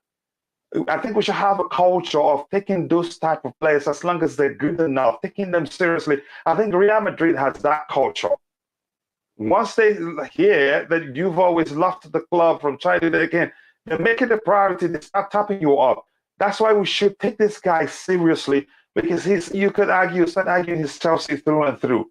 But again, that's my argument. I know some people would argue otherwise, don't take that seriously. No, that means a lot. But that's, by the way, again, Tayo must be a Niger brother. Again, if you're watching, take this opportunity to let us know where you're watching from. Again, we need just 31 more likes to get to 100 likes, which is our target by the time the show ends. So thank you very much. So it's 2 world-class players, Bobby. I get your argument. Tayo, Chama Yosef said, come on, guys, Mr. Bali is still learning. Here's the thing, Chama, I respect you as my sister and all that, but the truth remains that there are certain jobs you don't learn on the job. There are certain jobs you don't learn on the job. There are certain jobs you just learn others who's been there, who understand the politics of that job in particular. lead the way. For instance, in this case, I'd say again, maybe he should have hired somebody even on an expatriate level or as a freelancer. It's business after all. If you pay people well, they take up the job even as a freelancer and help you get through the line. Then when the transfer window shuts, then you take your time to hire a director of football. For instance, if you work in the hospital, you don't learn on the job as a doctor or as a nurse. Again, you stand on the or by the side and watch how it's done. Again, these days they use dolls to practice. But that's my way. I hope you understand my argument there, Chama. But thank you very much, Dallo. Fofana, again, I get it. Talking to Taya there, if we're spending on Fofana, we better be saying bye-bye to the three CBs at the back. Can you explain what you mean by that? He got two players fine, but he was not in contest. His real contest was during Rafinha and Kunde. I get the argument. Bali is a gangster gentleman. He will get a Tuchel what he needs. Rafinha and Kunde chose Barcelona, not Chelsea. And Kunde, we're hearing that we rejected him. It's clear from what we're learning from the Monchi, who's again the Sevilla chairman, or what's his rank again there. I'm not sure. I'm going to skip to the very bottom again so that we move ahead with the story. Very soon we'll be taking questions from the chat to round up the show with that. Again, we need just 30 more likes to get to the end of the show. So if you haven't, please do take a second to like the video and also do subscribe to the channel. Thank you very much for all the love you've shown the channel. Again, I'm going to come back to you, Bobby. Let's move on from Fofana to something else we have here. If not, we'll start taking the questions from those in the chat. This one here, again, yep, I think this one is absolute nonsense because I know Thomas Tuchel loves the player. But let me try and catch up with the chat first. It says, I think you guys are pushing the panic button on too much. I'm not panicking. If you know me, I'm not panicking. All I've said is that, to me, I don't think we'll get in. Again, it's not even possible. Maybe one more before the transfer window shuts. Even if before the league starts, even if we're able to do that, that person's not going to be ready to start the league. My argument has always been, again, that's a sense the outlook of the team changes as a whole before the transfer window starts. But we'll be well into the season, like 5, 6, up to 10 games. Actually, we've seen that happen before, but this time we needed them to come in quicker, given the situation we've found ourselves in. But that's, by the way, fact, Kuchila, about players that choose Chelsea. Thank you very much. I appreciate that, Tyler. They will learn from this experience. Choma, you're looking for my fight here. Here's the thing: you can't give a kid the keys to a vehicle full of, the whole family and say, and then argue, let the kid drive. He will learn from experience, and then he crashes, and everybody, what happens next. But that's, by the way, I am in Atlanta, Tayo. Yeah, nice to see you, my fellow American. I appreciate you joining again. Nice to see you here, my brother. Again, I appreciate you joining the channel. Please keep liking the video. 30 more likes to get to 100 likes. And we're shooting for 100 likes by the time the show ends. We're still brought in a starting attacking player and the starting CB world class. Yep, that's the truth. Says, is Kepa leaving? It's looking likely, but there's no guarantee that's going to happen until we see the player, until it is done and dusted, and we get a statement from the club that that player have left. Ryan Moore says Kepa should start over Mendy. In my opinion, I've started arguing that before now, but it's becoming obvious to people why that should happen. Even for Mendy's own good, for him to realize he's dispensable and then do even better. Chama, yourself again. How is everyone? We're good. We're good. Harvey Baylis, I hope you're good. Thank you for joining us. And if this is your first time, please, if you want to donate, you can see. But again, I'd rather you like the video. I'm honest about that. I'm telling you the truth. I'd rather you like the video than donate to the channel, again, because you participated in the chat, being part of the conversation. Again, those things do go along with it. Other ways the channel can make money. But if you really want to donate, if you are in the chat, you'll see a $sign. If you click on it, that will, you'll see the rest is self-guided. Again, says, good evening, Kuchila and Bobby in the panel. People in the chat, big up. Remember, to hit the like button. And that is my brother from another mother, my Portuguese British brother, DJ. Brother, nice to see you. I hope you're doing well. He will hire rightly. I hope he does that. I want her to donate. Again, stop talking about it, please. Again, you don't have to. I've told you that before. Stop talking about it. Talk football if you prefer. What is Rafinha? What is Rafinha? He scored 11 goals last year. Like, who cares about Rafinha? We got Sterling that scored over 100 again in total. Again, that's a good argument there. And from what I've heard, Rafinha was, lined up as a bonus. That's if after we get all the players that we wanted, again, then we'll sign him. So that's why, because you could argue after we heard that Barcelona, when they came in with an improved bid, there's no way Leeds United will let him leave to Barcelona without coming back to us first and saying, look, they've come in with such and such bid. What do you want us to do? Because we already had an agreement in place with them. But that's, by the way, says Bobby, is RSC still at Chelsea? He is. He is, and I think he stays because Thomas Tuchel likes him, and he's a versatile player, and Tuchel likes those kind of player. P3, P13XS, these links with Pavard are better go away. He's not even average. That's your argument. If the manager wants him, who am I to blow against the winds? Again, I want to let you know this. It's important we come to the realization that no matter how much we talk about a player here, the player joining our club comes down to what the club wants, what the manager wants. And again, for the fact we've all clamored for the club to, back the manager, if that's exactly what they're doing now, we shouldn't be questioning their decisions in the transfer window. It's as simple as that. Again, Kuchila, if we lose the first 3 games with no signings, sure, you're not going to panic still. It seems you are panic resistant. Chelsea all the way. Here's the thing. I think I'm being conditioned, probably because of what I do in real life. This is still a real life, what my profession may be. I've been conditioned not to panic. Usually, instead of panicking, what I do is just sit back and say, okay, this has happened.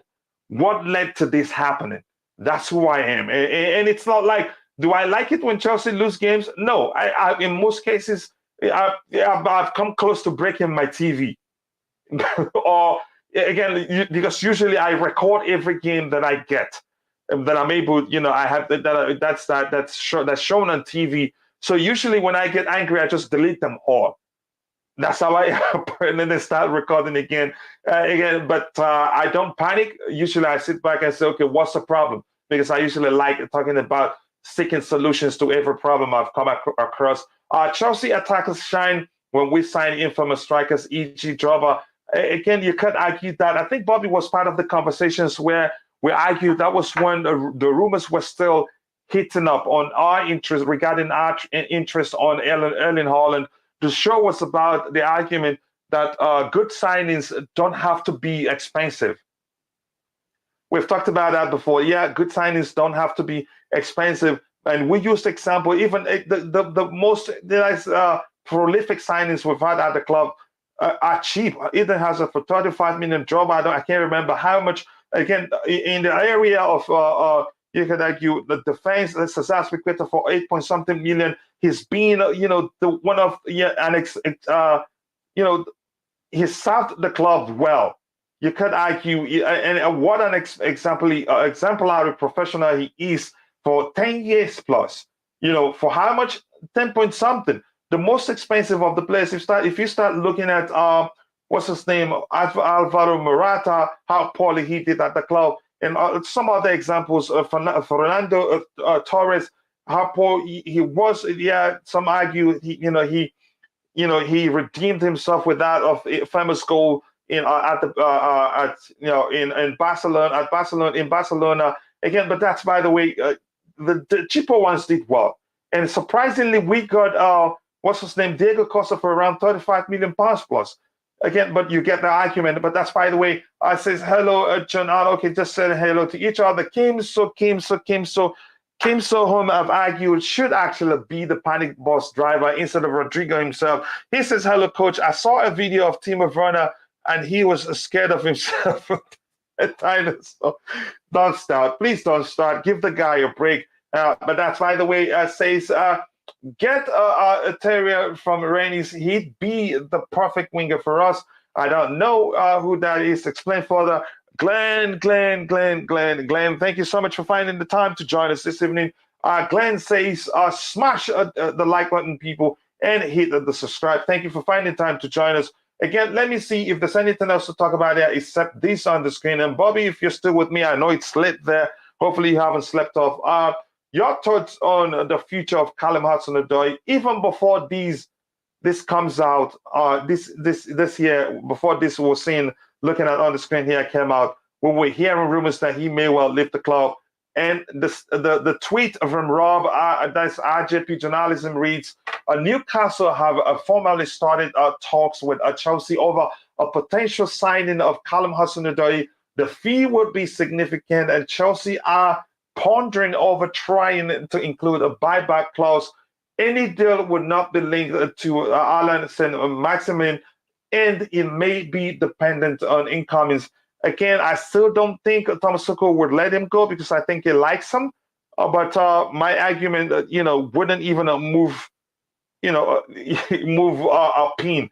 Your thoughts on this rumor, Bobby? I guess the question I ask is, why would Chelsea sell Callum? Why? Game time? Well, he certainly has had that. The only reason he stopped having game time was because he was injured, right up to the pre-season.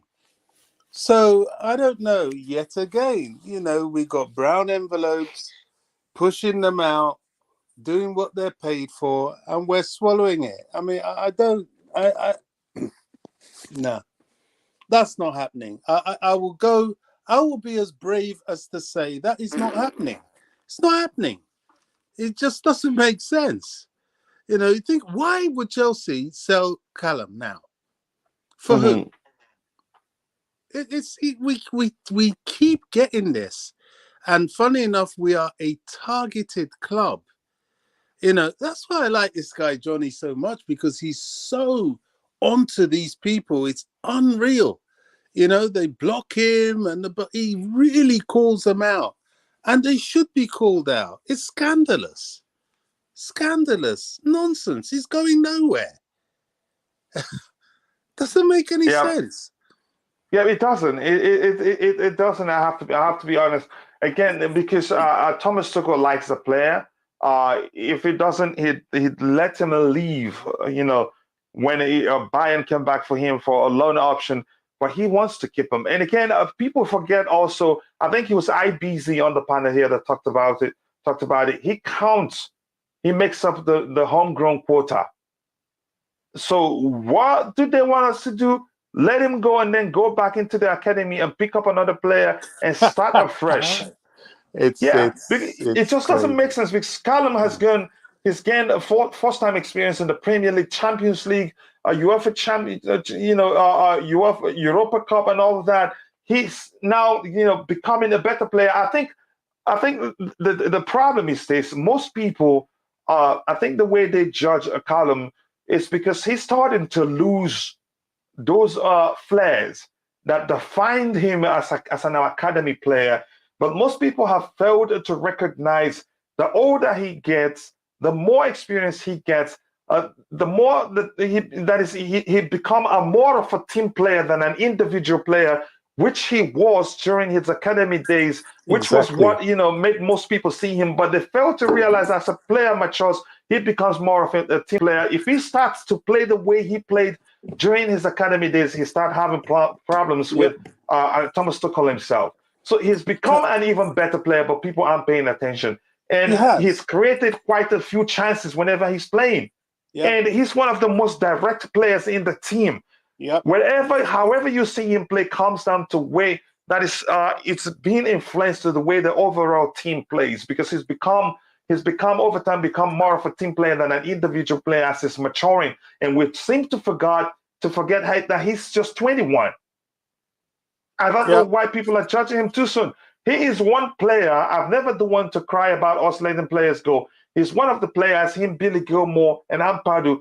The counter most the players that I've always said, if we let them go, let any of them go, we're going, Amanda Broya too, that we're going to regret it. Yep. This is such a fine talent. I don't think Thomas Tuchel is even considering it. I'm still seeing it as absolute nonsense, most especially when we're losing Hakim Ziyech. We'll be losing Timo Werner, and there's a chance who has joined them from that front area. Again, we're losing Ross Barkley too. There's no chance Thomas Tuchel lets what's his name, Callum Hudson-Odoi go. He may well turn out to be Owen Usman Dembele because he's capable of doing that. Exactly. It's time. Yeah, exactly. So that's by the way. I think this. I'm not even convinced Ziyech is going. As I've said, there are people that are paid to do this. They're paid to put out these stories. They're paid to try and push and encourage these deals. Why would we let Ziyech go? We have no one in that position. If we had got hold of Rafinha, then maybe I would see that as a consideration. But Rafinha is not there. Ziyech is doing well. He doesn't look unhappy. It's nonsense. Callum, forget it. As I've said, I will be so bold as to say that is not happening categorically. If it does, it won't be one of the biggest mistakes of the club I've ever made in its history in terms of transfers. It's not Tuchel wants to strengthen his squad, not weaken it. We're Chelsea Football Club. We're not a feeder club. We don't feed Newcastle. We don't feed anybody else. We bring in the best and retain the best. And Callum, we've invested a lot in Callum. There's no way that guy's going. It's just not happening. So, I'd be surprised if we talk about Callum and I don't see DJ come on. But that's by the way. Maybe DJ, maybe it's a strategy and you fell for it and he's joined us, but I think he's having a connection issue. But he'll come back in a bit. Again, we have 76 likes and we still have 95 people watching. So we need just 24 more likes to get to 100 likes. And again, we need just 3 more subscribers to get to 5K subscribers. And I owe you guys a huge giveaway. And you guys know when we do giveaway here, we don't look back. That's the time we did $50 per day for almost 10 days plus. And we'll get back to that. We'll start again with the Roman Abramovich tribute contest, which we've pushed it aside until the transfer window closes. Again, I'll bring back I'll catch up on the chat and I'll come to get DJ Sab's thoughts on what we're hearing about Callum Hudson-Odoi. Says smash that like button. John Davis says yes. Thank you very much. Who starts next week? Again, we'll do that in a separate show. It's still too early. Rennes are about to sign Ndika again, another good left centre back, 20 years of age, strong, quick, and cheap. But we don't go for those type of players. We don't want him. It's as simple as that. There are the cheaper options that I'm surprised we didn't go for. For instance, Jonathan Klaus for his buyout clause was just 8-point-something million. Does Havertz start despite not doing anything this preseason? I think that may well be the case. I don't know. 75 to hit the like button. Phantom of many topics, my brother. If you haven't, please take a second to go check out its video and subscribe. Do let him know I sent you also. Just 22 more likes to get to 100. Chelsea squad is overcrowded right now, and that's why we're happy that we're seeing some outgoings there. Thank you for saying that, Chama. And DJ, the news of Cho, I'll just let him speak because he's on the panel right now. Maybe he will come back, but let me just read it in case he didn't. This news of Cho is not new news. Yep, there were reports about this a couple of weeks ago. For me, a big mistake, but I don't believe it will happen. The TT is too involved in keeping him. I agree with Bobby. Yep, again, Chama says the need to sell some players, though, to bring in new ones. That has always been the case. You could argue that was the reason why we were not able to bring in some signings this past window. Cho needs to deliver this season. That won't work as a wing-back player. Again, if you want to argue that, Glenn, here's the thing. The application of the wing-back position on the Thomas Tuchel, it's different. It's actually, some people will actually enjoy it. Because you have whenever you play in that position, if you're Callum Hudson-Odoi or Ruben Loftus-Cheek, You allowed the independents to join the midfield, join the attack properly, come out to the flank. You're everywhere getting the ball. Again, it's enjoyable. And Thomas, which Ruben Loftus-Cheek has actually shown, he enjoys it. He does quite well there. And get to 5 subs in this stream. We can actually do that. We need, again, just 3 more subscribers to get to 5,000 subscribers. And I know we can do that with just support. 78 likes already. Well, we'll have 83 people watching. So if you haven't, please take a second to like the video and also do subscribe to the channel if you haven't. Thank you again. You guys are absolute legends. Thank you for all the love you're showing this channel. Thank you so much. And again, I'm going to repeat myself. You don't have to donate your hard-earned cash to the channel. Again, you being part of the conversation, being in the chat, contributing, even when you're not contributing in the chat, you watching, sharing the stream on social media presence where you have presence, those things do go a long way. There are other ways the channel can make money, and I sincerely do mean that. So thank you very much. Again, I'm going to scroll. CHO needs to learn right wing back position. I can not really. There's nothing to learn there. It's just learning to apply the position in a hybrid manner, because you're partly a midfielder, partly an attacker. If you're playing in that role under Thomas Tuchel, and I think we'll see more of that this coming season. Please, Werner stays. It's not up to us. We should let CHO going back. That's absolute nonsense. Again, we basically setting up our whole team on the health in form of 2 players. Can you elaborate on what you're talking about there? I want to know. That's what we're doing. Says that's a true coach, but I'd love to see the Europa League CHO again taking an opponent. He is capable of that. He is. Yep. Again, TT and who you calling TB? Will surely do what's better. Okay, Todd Barley. Yep. More. And we'll see. It says Chelsea need to sign Fofana and good attacker fitted for Chelsea. We are good to compete with Liverpool and Man City. Again, we'll see what happens. So to play with wing backs, we would play to Lukaku's strength. I don't think that's the case. He said we wouldn't, so to speak. Okay, we wouldn't play to Lukaku's strengths. Wouldn't let Havertz or Pulisic play the number 10. Wouldn't play with wingers and play Mount at forward instead of midfield. Again, that's another argument for another day. Lukaku's issues weren't just about whether we played wingers or not, whether we played wing backs or not. But that's, by the way, I can get. It says get who.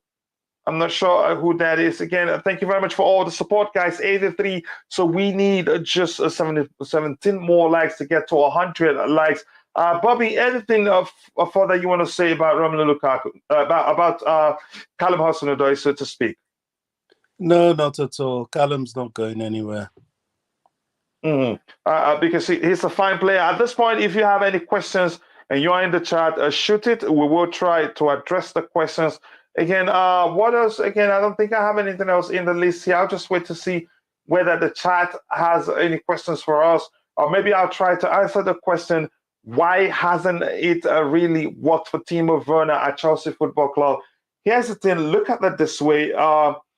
It doesn't mean that Timo Werner is a bad player. It just, again, the simple answer to it would be, again, Timo thrives when he finds a space. He operates with space, a lot of spaces. Whenever the attacking area is congested, he struggles. Whenever the attacking area is congested, Timo Werner struggles. He struggles too much because he's not capable of, he hardly, 90% of the times when you had him one-on-one where space is tight against opponents, he practically gives the ball away to the opponent and says, take it and leave me alone. But whenever there is space, put the ball between him in the space, he can outrun nearly every defender that I've heard of in the whole world, get to the ball, find himself one-on-one with the goalkeeper, and score a goal. But again, that's why you see, there are, again, some factors, which includes his abilities to beat his marker when there's no space, his ability to operate when he can't find the spaces but behind the opposition defense. Those things, those two factors are the main reasons why he his struggles in the Premier League. Plus, it's set for about 6 teams now, or let's say 7 teams, because of the change coming at Newcastle United. They have the money to sign quality players, so they will not be that much defensive again. Plus, the fact that a lot of teams in the Premier League defend deep. They play a low block system. That Timo Werner will continue to struggle. That's why if you look at games he's done quite well, it's Real Madrid, it's against Southampton. Those guys, Southampton thought maybe they can outplay us by coming at us. So he had the joy, he had the space, to run. He had spaces to exploit. He did quite well. But when we play teams that defend deep, Timo Werner struggles quite a lot. So that's why I'd rather him leave, go to clubs where again Timo plays better when he's played deployed as a second striker. Maybe he'd be better off going to a club where he'd get the opportunity to play as a second striker, or go to a league where he'd always find spaces to operate and do well. Again, that's me. Please send, again, I sent it to you. We have just a few minutes to round up, but I can still accommodate you if you can. Where is Ruben Loftus-Cheek? He played the second match that was scheduled against Udinese, and he did quite well. He finished the chance. Again, it was Kovacic that created the chance for him. He took it very well. Again, he's a fine player. He's one of the players I'd like to see succeed at Chelsea Football Club. I don't like us to sell him. I know some people argue otherwise, but the question is, under what's his name, under Thomas Tuchel, he hasn't really been played in a position where he can do well, which is at the number 8 position, because he's a creator. He's a fine finisher too, but under Thomas Tuchel, he hasn't really played in that position. But we'll see whether the coming season he'd play him there. Doesn't make much sense to me. All I know is we've got to cut from the squad Kepa, Werner, and Ziyech. Again, if you argue that it's not that simple, if you think if we really want that to happen, maybe, again, the club has to wait to bring in a reinforcement before that happens. It's not that simple. You can't just let players leave because they want to leave. Without getting in a replacement. So if you've listened, if you've paid attention to what's been going on, you'd hear that Thomas Tuchel actually blocked the exit of Timo Werner. Why do I think he did that? Because he has to be sure we're able to bring in a replacement before he does that. So, but that's, by the way, I'm going to bring in Phantom and again to get his thoughts. I heard that no one wants to play for Chelsea. That's hilarious. Again, you could argue that. Says, hi everyone. Don't you think it would be wise to sign only players that fit our system? That's probably what they're doing right now. But that's, by the way, Phantom, I'm going to come to you. Let's start with what we're on the screen already. We have a few minutes to round up, but like I said, I will welcome you because thank you very much for all the support and love you've shown to the channel. So your thoughts on Timo Werner? My thoughts on Timo Werner is that he belongs at a German team. If I had to pick, Dortmund is the most desperate right now. They lost Erling Haaland and they lost the backup guy. What is the Haller that they thought that they were going to have to be the new striker, and they lost him to a long-term You're talking about injury. Sebastian Haller? Yeah. Probably somewhat a blessing in disguise for them, and I wholeheartedly wholeheartedly pray for Haller to get better. I heard he's suffering from something that he's going to be out for a long while. I'm not sure what that is, but go ahead. Yeah, so Dortmund is looking for a Timo Werner, because Timo Werner is a 9 in the Bundesliga. He's not a false 9. He's not an 11 or whatever he calls himself. He is a pure 9. For Dortmund, he would be a real 9, and he has scored 29 goals for RB Leipzig in the past. So he is a Bundesliga proven guy. And if I were him, I would just be like Lukaku, send me home. Send me home where I belong. Not everybody gets to play in the Premier League and succeed. So at this point, he's not probably going to get enough time if he's held back in Chelsea to get his World Cup ambitions. So it's not doing anybody any good, and you don't want a person on your team that's sulking. So Thomas Tuchel should just let him go. We do need to find someone to replace him first. That is true. I do agree with that, sir. Yes, go ahead. Here's the thing. I'm gonna go catch up with the chat, and I'll come back to you again. Here's the thing. Again, I get it. I think some people are denying the relationship between the two men, Timo Werner and Thomas Tuchel. They're still in good terms. I don't think so. Again, it has gotten to a measure where actually, even though they're trying to assure the public that nothing seriously is going on between the two, you could sense it. If you paid attention to how Thomas Tuchel talked about him and how Timo Werner talked, you could sense it that he wants to leave. You could sense it from Thomas Tuchel also that he isn't happy with Timo Werner.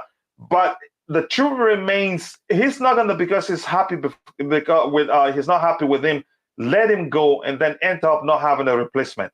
Timo Werner is a professional. If at the transfer window he doesn't leave, he stays and he plays. But that's why, anyway, let me catch up with the chat and I'll come back to you. Why is City still playing Alonso and Aspi? These guys have Barca on their minds. Again, there's some measure of politics there. You want to show them you're willing to keep them if they don't pay off how much you're asking them. That's how I see it. Hi, lads. Do you think we will go from Chelsea? We will go. I'm not sure. Hi, lads. Who you think? It's hard to say, and I think we'll do. It's hard to say, really, because I always argue no player leaves except the club is guaranteed to get in a replacement. Maybe likely Timo Werner, Hakim Ziyech, and Kepa Arrizabalaga, but we'll see. Adam Partridge, nice to see you again. It's been a while. I hope you're doing well. And Kimso says, bring in the pay. He suits our system. Netherlands play in a back three. Is that what you're gonna say there? But the pay, there's gonna be two things about the pay. Either he's overrated or he is, a talent that's not been able to reach where the world expected them to reach.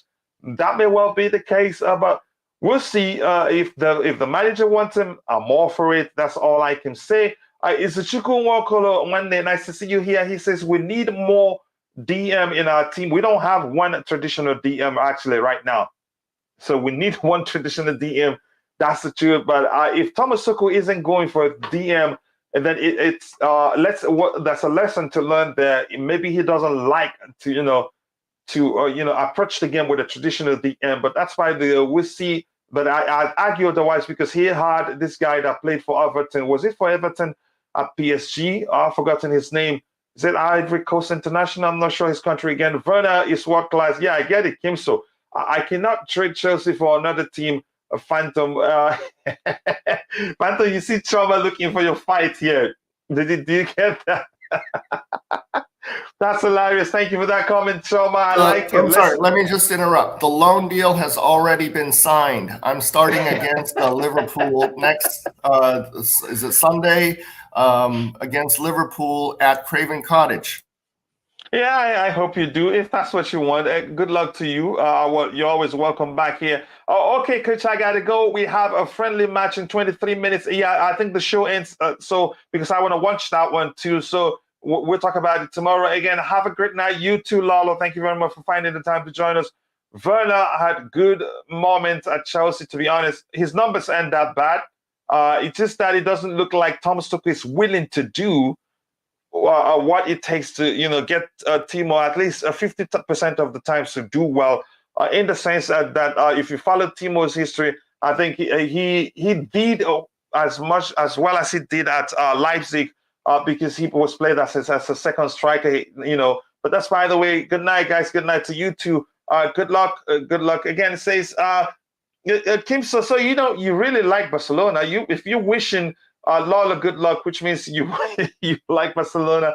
But that's, by the way, it says Kim. So I get your point on the pie.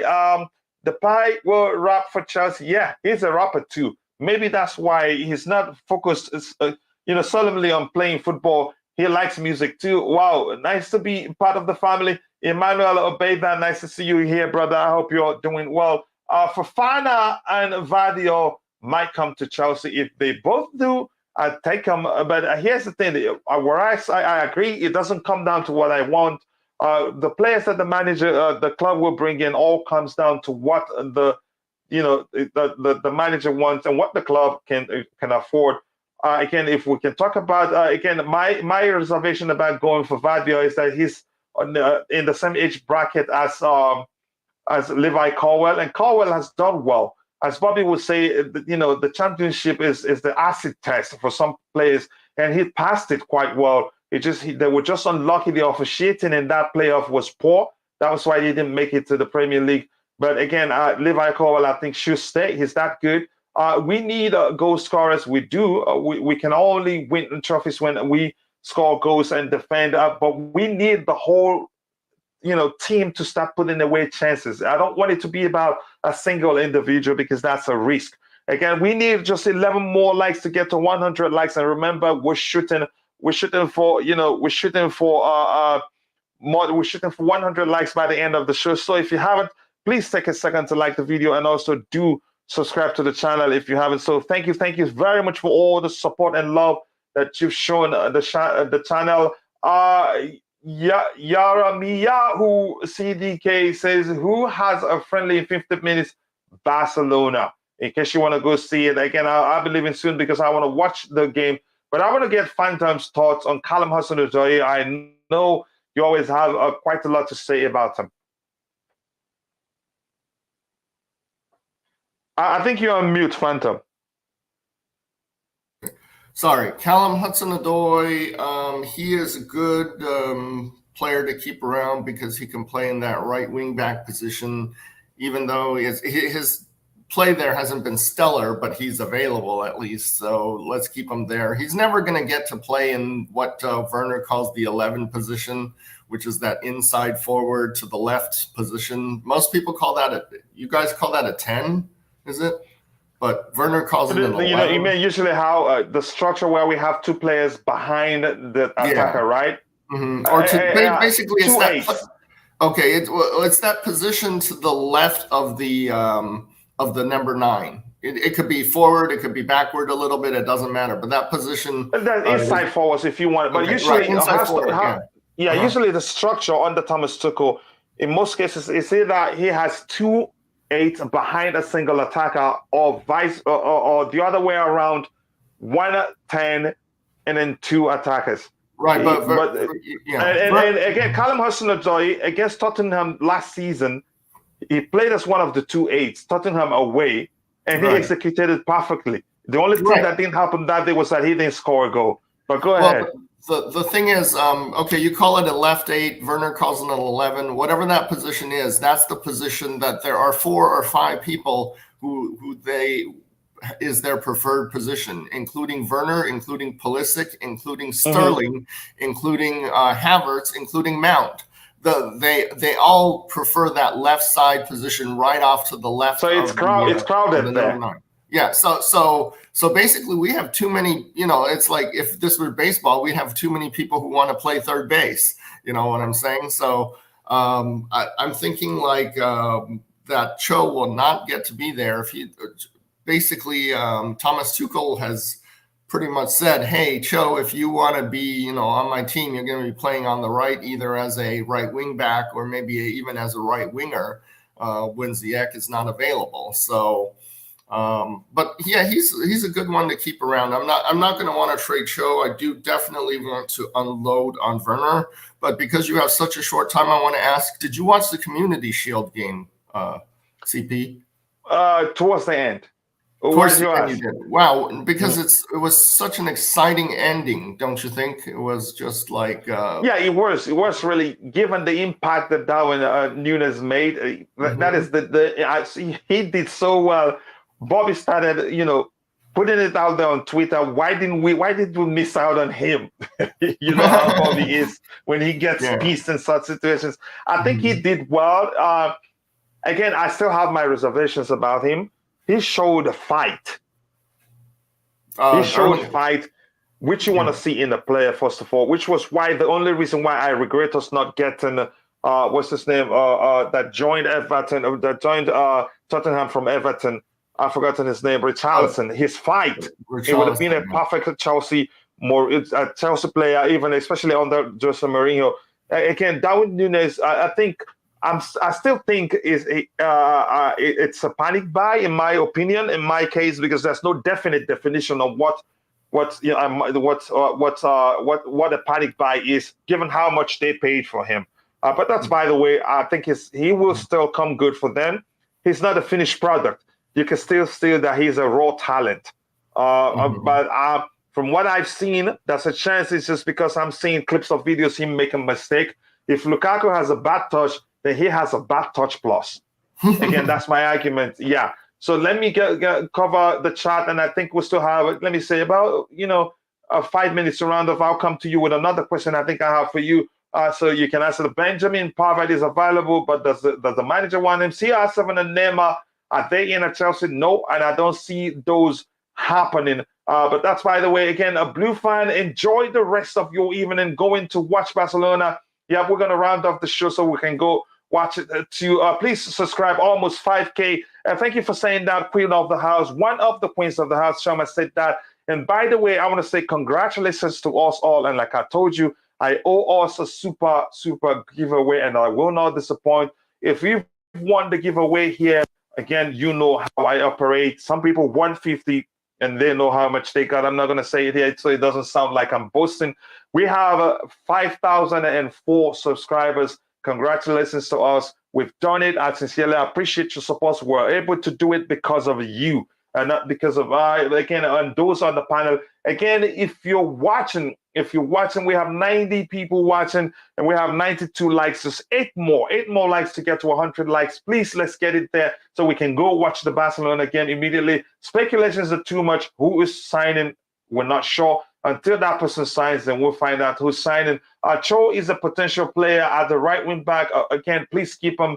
It's not up to us, but I think Thomas Tuchel keeps him. He's shown that he likes the player, and that hasn't changed. Broya missing a simple tapping. I thought he's a finished article. Nobody said he's a finished article. We all know, again, he's not finished yet. But the truth is, he just returned from injury. Plus, you must know this. He missed a majority of the preseason training in the games because he was out injured.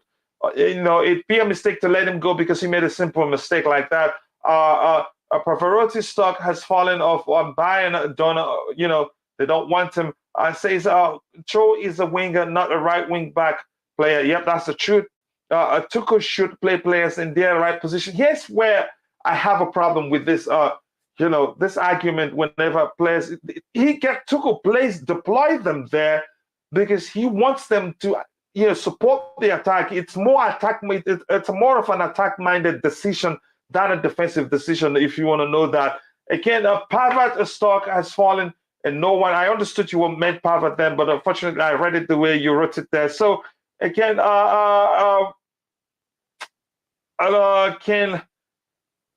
let me read this just update about Fofana. And who is it from? Let me see. Who is it from? It's from Pies. I'm going to bring it on the screen so we can I'll ask my brother here, Phantom, the final question, and then get Bobby's final turn, and we can call it a day. We need just 5 more likes to get to 100 likes. Let's shoot for 100 plus likes by the end of the show. So please like the video if you haven't. It says Fofana thinks he will have more chance of playing for France at the World Cup, where the Champions League team, Chelsea's concrete offensive is likely to make him think. That's the truth. Your thoughts on this, Bobby? Again, maybe it's not necessary even to go into that. I already know your thoughts on Fofana. You want the club to get him, so no need going into this. But that just shows you his more reasons why he wants to join us, and I think we should be quick in getting and get it over the line. Again, like you've argued, his injury history is more of a reason for us to get him on a cheaper, But that's by the way. Yeah, I mean, if further rumors to be believed, he's prepared to agree personal terms. So. I thought the rumors are that we've agreed personal terms with him already. Well, there you go. I was trying to be mild about it, but because we're not sure really. Yeah. Yeah. So, but there's no reason for him not to want to come to Chelsea. Mm-hmm. Yeah. Again, just let me get your thoughts on the Kepa Arrizabalaga story, Phantom, so we can get Bobby's final thought, get your final thoughts, and we call it a day, and go watch the Barca game.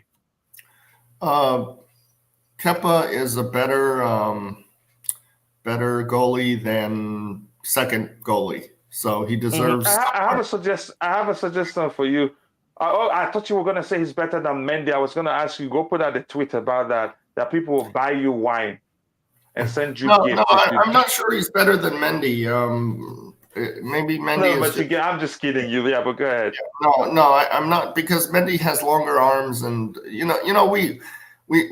when I'm watching people score on Mendy, and none of them are really his fault. I'm looking at, center backs. Where are they? He's just facing these people one-on-one, or maybe it's bouncing off him. And like the one that Udesi or whatever, Udinese scored on him, right? It bounced off his hand. Yeah. It bounced off his hands, right? And then our center backs didn't go after it. They just let the defense. Oh, you're talking about Mendy. Yeah. No, I'm talking about Mendy. It's that kind of goal wasn't his fault. He already blocked it once. And your own Chelsea players are supposed to go get that ball after he blocks it. It's like a rebound. In basketball, it's like he blocked it, and then now the Chelsea players are just standing there going like, oh, and then the other guy, the Udesi player, gets it and scores. Kepa has a serious hole in his reach, and you already know where everybody knows where the holes are in Kepa's blocking is, and they could just run and kick it. Someone like Conte could just kick it the same way at Kepa and score, or like Sadio Mane can just kick it and score on Kepa, because they all know where Kepa's weaknesses is. So he's not really should be our first team, but there's definitely a lot of teams down the ladder in the Premier League or in the Serie A league that Kepa does belong as the starting goalie. He's a mid. Again, thank you. What I'm trying to say. Again, the argument makes perfect sense. I want to say again, thank you to everybody that's watching. Again, Mendy is not the same. You could argue that. I think a lot have changed, and I'm hoping maybe the fact that we have the legendary Koulibaly in our team, maybe that makes a difference. I noticed something during the game against Udinese, the first game, not the second one. How quickly Mendy served the ball to Koulibaly, and Koulibaly spoke to him. So I think the communication will improve surely. And again, I'm quite sure the presence of Koulibaly makes a difference, because I haven't seen Mendy serve the ball that quickly before. So I think him joining us makes a huge difference for Mendy. Maybe that will help bring him back to the Mendy we paid for. And that's a good comment by Chama. Then actually, Mendy, this is just a counter argument to you, but that's, by the way, Bobby, I want to come back to you. But before Bobby comes in and gives us his final thoughts, I want to say thank you so much for 99 likes, and thank you for 5,000 subscribers. We've gone up to 5,005 subscribers, so one more person join us. You guys are absolute legends, and like I'm saying, I have a surprise giveaway package for everybody that have subscribed, supported this channel, and believe me, it will be huge. And you all will be surprised. So thank you for all the support. Thank you for 99 likes. One more like to get it to 100. And I know we can do better than that. So thank you. Bobby, your final thoughts on everything we've talked about. I'll round off with Kepa.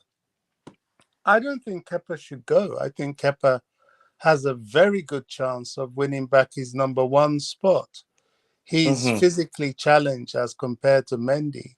Most definitely, but his reflexes are back, his speed is back, and if he has that, he can make up for quite a bit.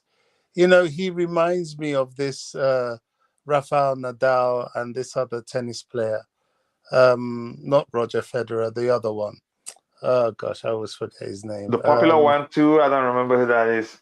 Pete Sampras? No, he has a long name. Very good. Oh gosh, he won so many Wimbledon championships. He'll come to me. But anyway, Rafael Nadal, his game was about his agility, and when that went, he went. Kepa's like that. I think Kepa can win back his number one spot for as long as he remains agile. And this is the time to do it. That loan deal doesn't make sense, and I don't believe it because of the whole 75% thing. So if he's around, I think he should be encouraged. I can't see Mendy sustaining that number one spot if he keeps with the form he's been showing. He doesn't look assured as he did when he first came. He looks like a mistake is in him, especially with the ball at his feet. I don't know what's happened, but maybe he could do with that threat to buck his ideas up. So, I would be all for Kepa not going out on loan. Again, I don't think he should go, but if the player himself wants to leave, if we can bring in another goalkeeper, let's not just for selfish reason, cause them to miss out on the World Cup. But that's, by the way, your thoughts, so I can catch up with what in the chat, and we can call it a day. Your final thoughts, Phantom, and thank you again for finding the time to join us. It was I and Bobby alone until you joined us on the panel, and I think your contribution so far, shows it's all worth it. Okay, my final thoughts is, I know you don't like me to take this up as a topic, but I'm just going to say I have taken a Vegas-style position on 3 teams: Chelsea, Fulham, and Liverpool. So next week I will have an existential conflict between who do I root for in that first game? Is it Liverpool or Fulham? That's my final thoughts. And be sure to make yourself available for the launch of the sister channel in less than 2 weeks now. There's a lot of work going on behind the scenes. But the you can come on and talk about Fulham all you like. Yeah, there would be, not just Fulham. I'd like to talk about, Fulham. I'd like to talk about Liverpool. I'd like to talk about the MLS. There's a lot, other than MLS Chelsea. too, yes. Yes, absolutely. That would be. Are you going to be hosting any of the shows, though? I have to delegate because I'm a human after all. And if you don't know, I teach. And I'll be teaching quite a lot. Right. So, but I'll find a balance. I don't want it to be too much on me. Otherwise, it won't do well. But I'm starting to talk with people. But I'm going to make it public that we're looking for representatives or other clubs and also countries because of the World Cup. Proper and all that. But that's by the way. So thank you very much again. I want to add one more thing. I hope that you give up some of your Blue Morning time to them, and then you can do the new channel to help it get started. We will find a solution, most definitely. Again, thank you very much. Koulibaly will help Mendy's morale, though. I believe that too. Skriniar, Fofana, Koulibaly would be a wall. I believe so. 100 likes is a chronic math debate. I can't say that word. I must let you know. Debater with double R. Thank you very much for making it 100 likes. Thank you very much. I appreciate that. I cannot thank you enough. You're an absolute legend. Again, we have 74 people watching, 102 likes. And if you haven't, take a second to like the video again to help us to get even more likes before I call it a day. Says Kepa wants a first team football. That's the truth. He wants to go to the World Cup. Don't think he should go also. Again, but it comes down to what the player wants and what the manager wants. Kepa will never be my number one or Chelsea's number one. Kepa lost my faith a long time ago, and Alisson has a lot of issues and blunders, but people don't come at him like Mendy. Again, Kepa is on high wages. That's the only problem I can think of. He's not the highest paid. There are other people who earn more than him, who's been horrible too, if you want to talk about that, Choma. But then again, thank you so much. Just check up Alisson's errors last season. But Mendy has a few. Sell Mendy. Mendy is terrible. The skepticism is Chelsea's too much on Mendy. Always my number one, no-brainer. He's always the number one. But then again, you're not helping him if you make him feel like he's indispensable. It doesn't help him. Again, hey, Kachila and the panel, you guys good? Yeah, we're good, brother. Complain. Nice to see you. It's been a while since we saw you. Please do let us know you're doing well. Thank you so much for finding time to join us. And join our notes, say, Chama Yusuf, if it helps, keep Mendy on its toes. It could be, again, I agree with you, John. When I think of Mendy versus Benzema, I cry myself to sleep. I get it. Kachila, if we find ourselves in mid-table, who are you going to blame, a Tuchel or Barley? When that happens, then I'll look at the situation and I say, okay, and find out whose fault it is. Joseph Ross, again, that's the first time I've seen Joseph pronounced, written as Joseph Ross. Fatakun, Joseph Ross, Chelsea need reformation as to the keeper issues. Kepa and Mendy need a full concentration. They need that because us last season, Mendy not focusing again, like his first season with Chelsea, something changed. Probably because he thinks it's indispensable. If you ask me, how many errors did Mendy commit leading to goals last season? It's only Benzema. Not all. You're not paying attention. That's not one. He made 2 in a single game against West Ham United. There are other ones. In fact, his average in a single error per game. But that's, by the way, I want to say thank you to everybody.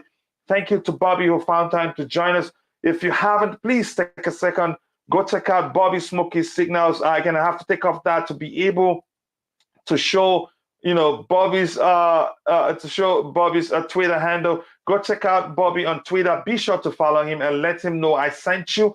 I don't pay him anything. He just loves the club. You can see the passion in his voice whenever he speaks about the club. The only thing he gets from me is me adding his credentials, not really his credentials, his information in the description section, which is actually easy to forget in most cases. So please go follow him, and also do follow Chelsea Perspective. Again, thank you so much. Again, I'll see you guys tomorrow for the Blue Morning Show and also the evening show, whatever one you're able to attend. Thank you so much. I cannot thank you enough. God bless us all, and bye.